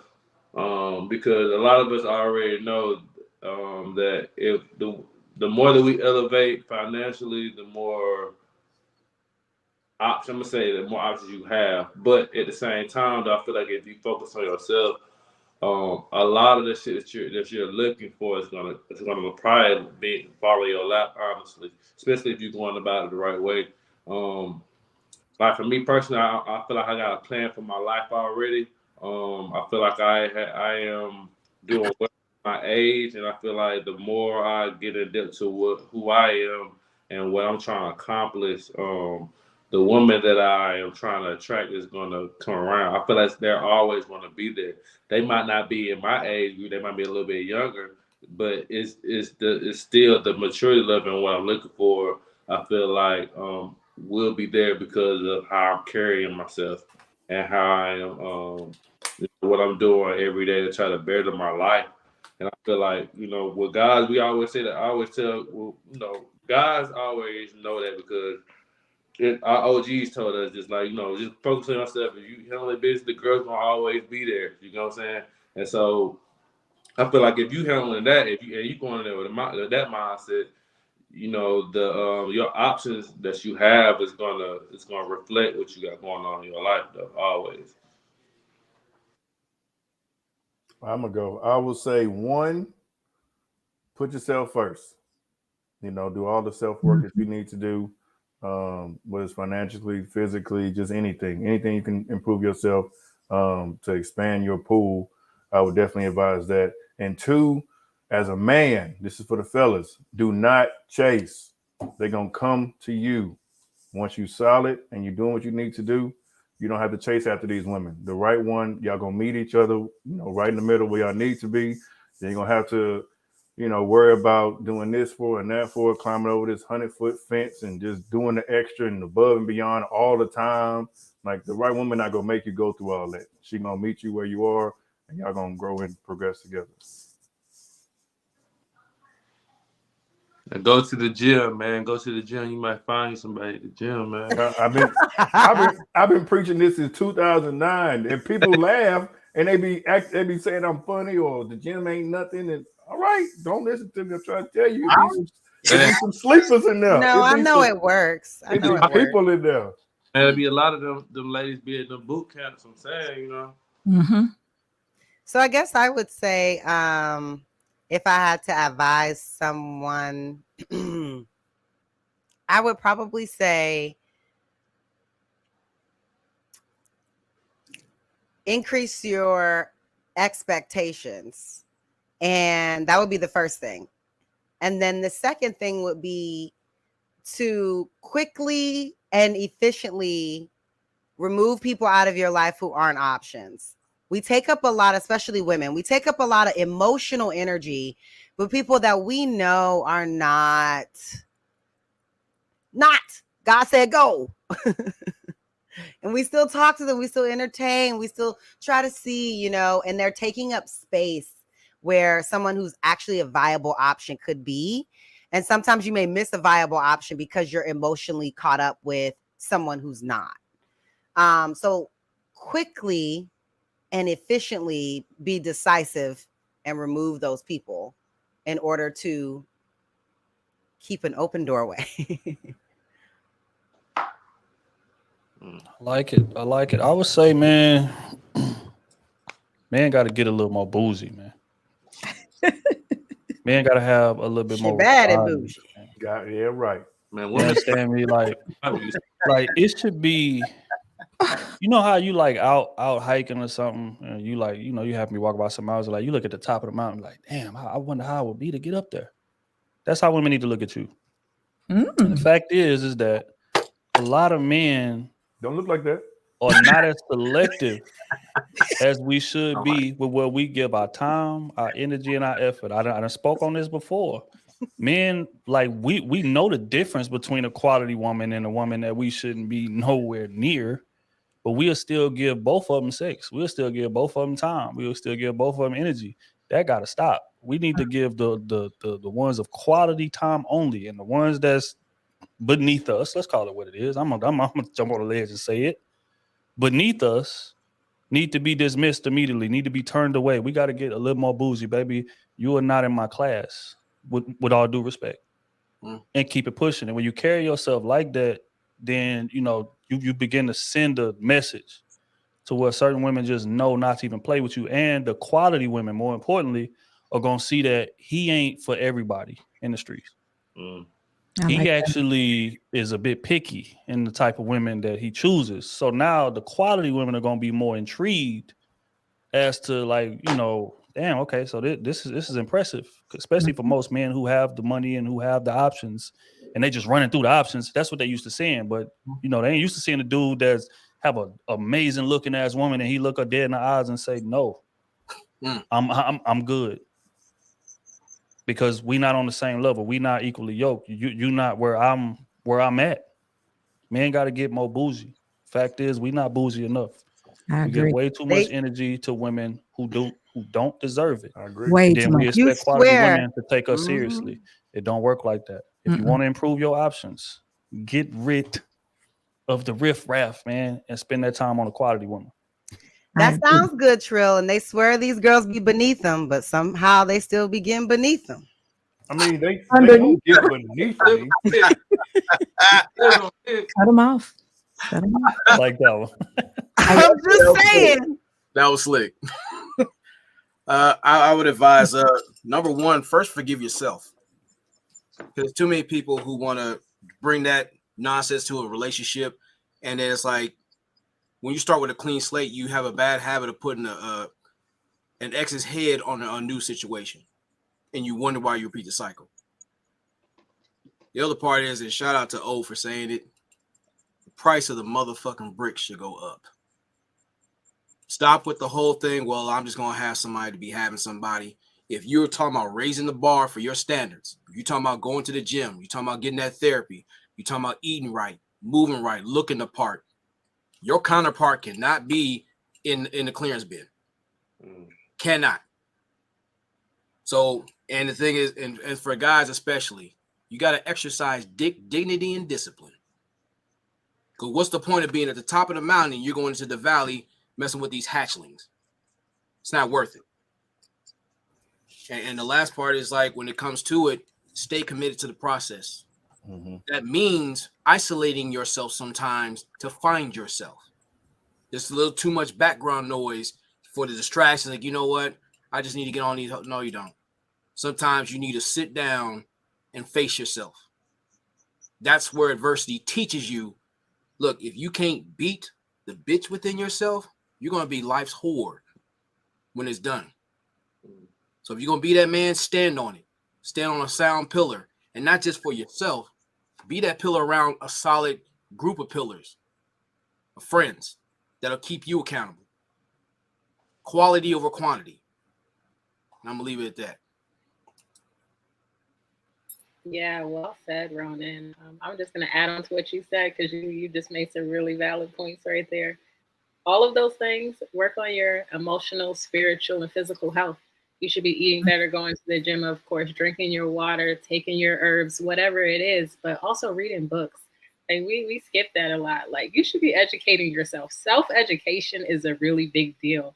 And I want to tell you guys a quick story, because we were talking about tests, right, Trill? So a man tested me in the courting phase before. He took me in California. We went on a hike.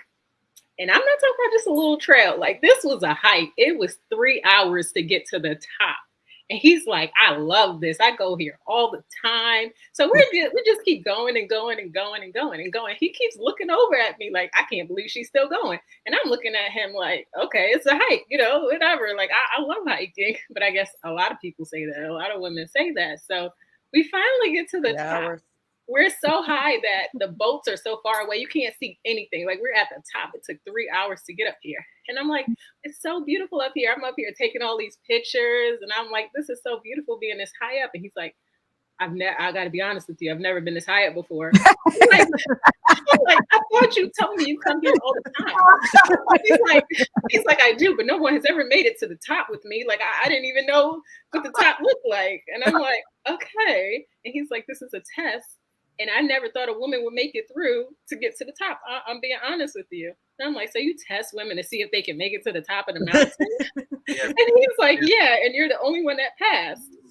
And I'm like, okay, so men have their own tests too. But long story short, we get back down. It's pitch black dark because it took 3 hours to get up. So you got to go 3 hours back down. So we're running down before it gets so dark you can't see anything. And then we finally get back to the car.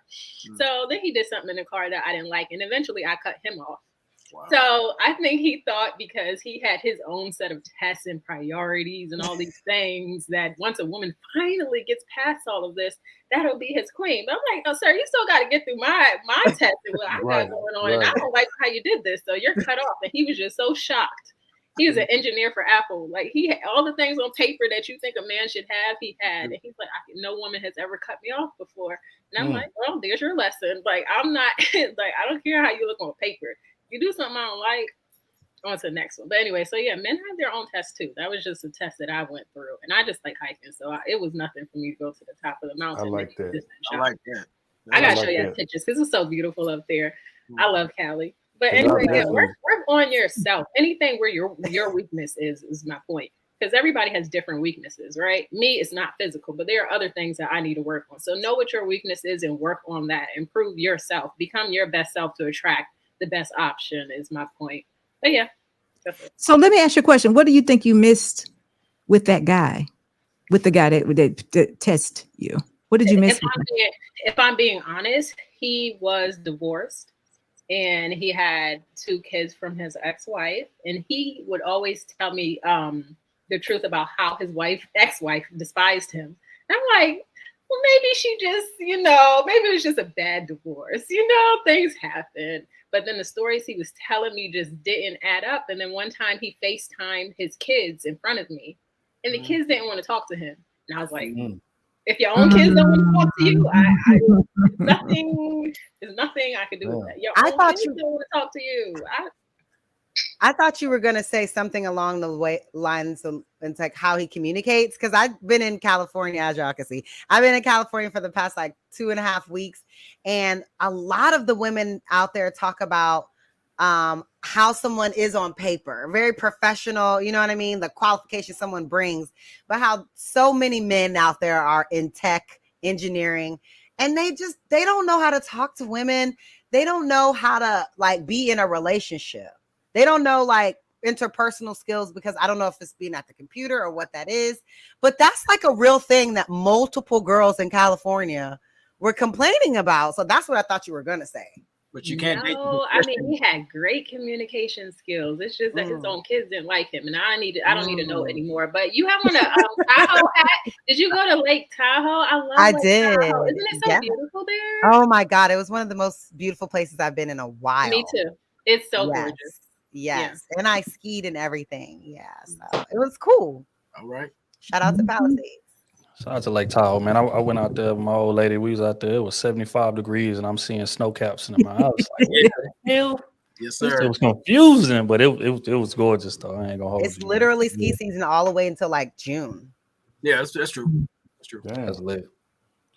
Well, look here, man. It's been another episode. You know what I'm saying? We're a little over on time, but it's all good, man. It was a dope conversation. I appreciate everybody for tapping in with us, man. Crusader Nation in the building all night, man. Gotta have the chat going.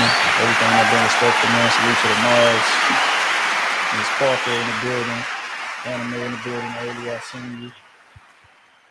Salute everybody for making this stream what it was. I think it's gonna have hella fire replay value. I think it's gonna be useful, man, in terms of people improving their options, because there are ways that you can improve your options. You are not just a helpless victim, and whoever approaches me is just who approaches me.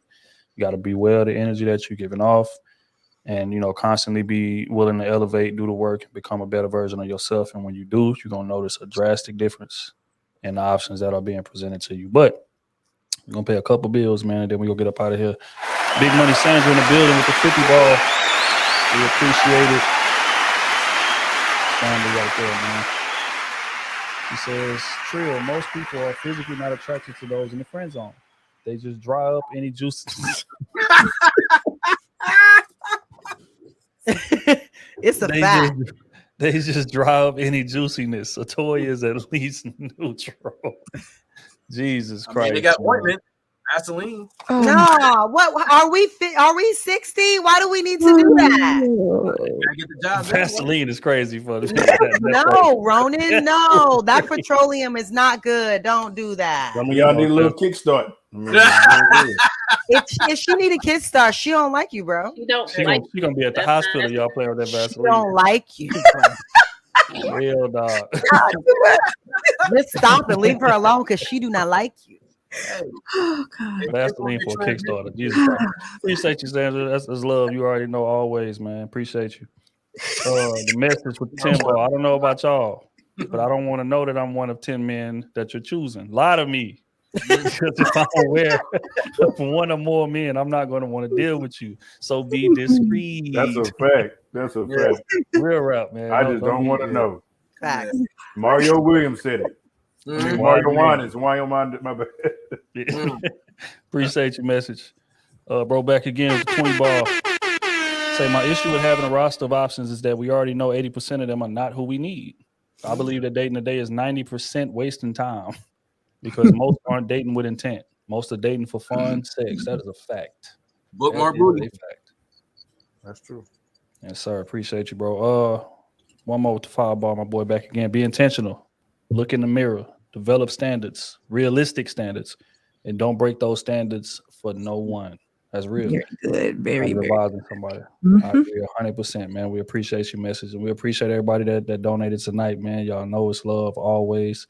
We're gonna be back at this thing again next Friday. Y'all know it's Krew and A Friday. Y'all tap in the way that y'all been doing. Bring y'all questions. fire up your cameras, all of that. If y'all want to come up and chop it up with us, man, we open to it.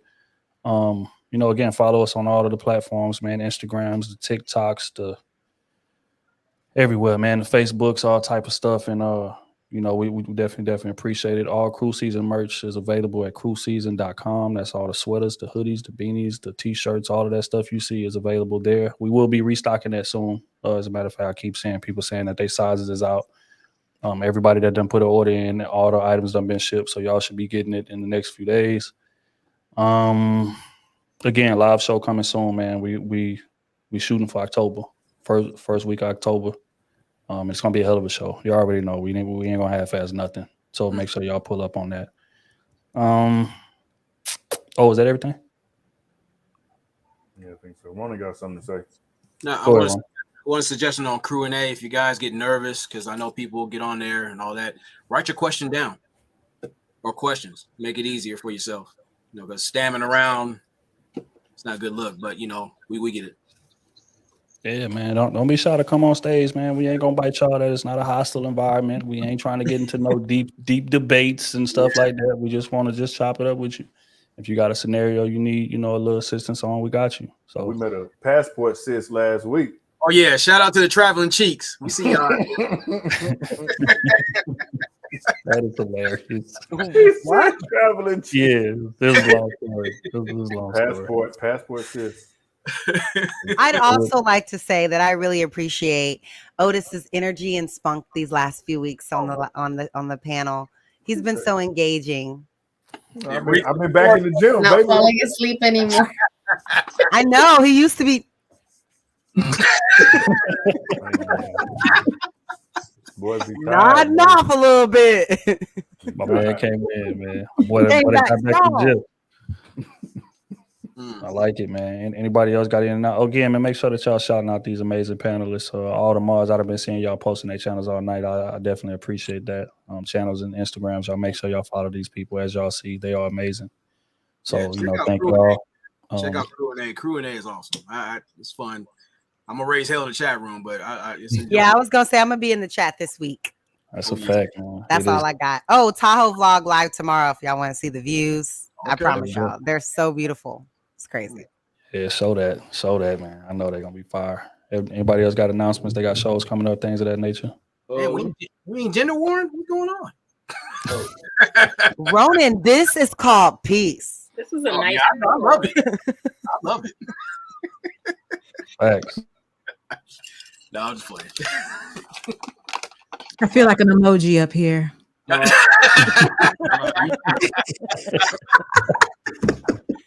didn't even put two and two together until you said it too. I say it. Yeah. All right. It's Franklin time. It is, man. I gotta watch that.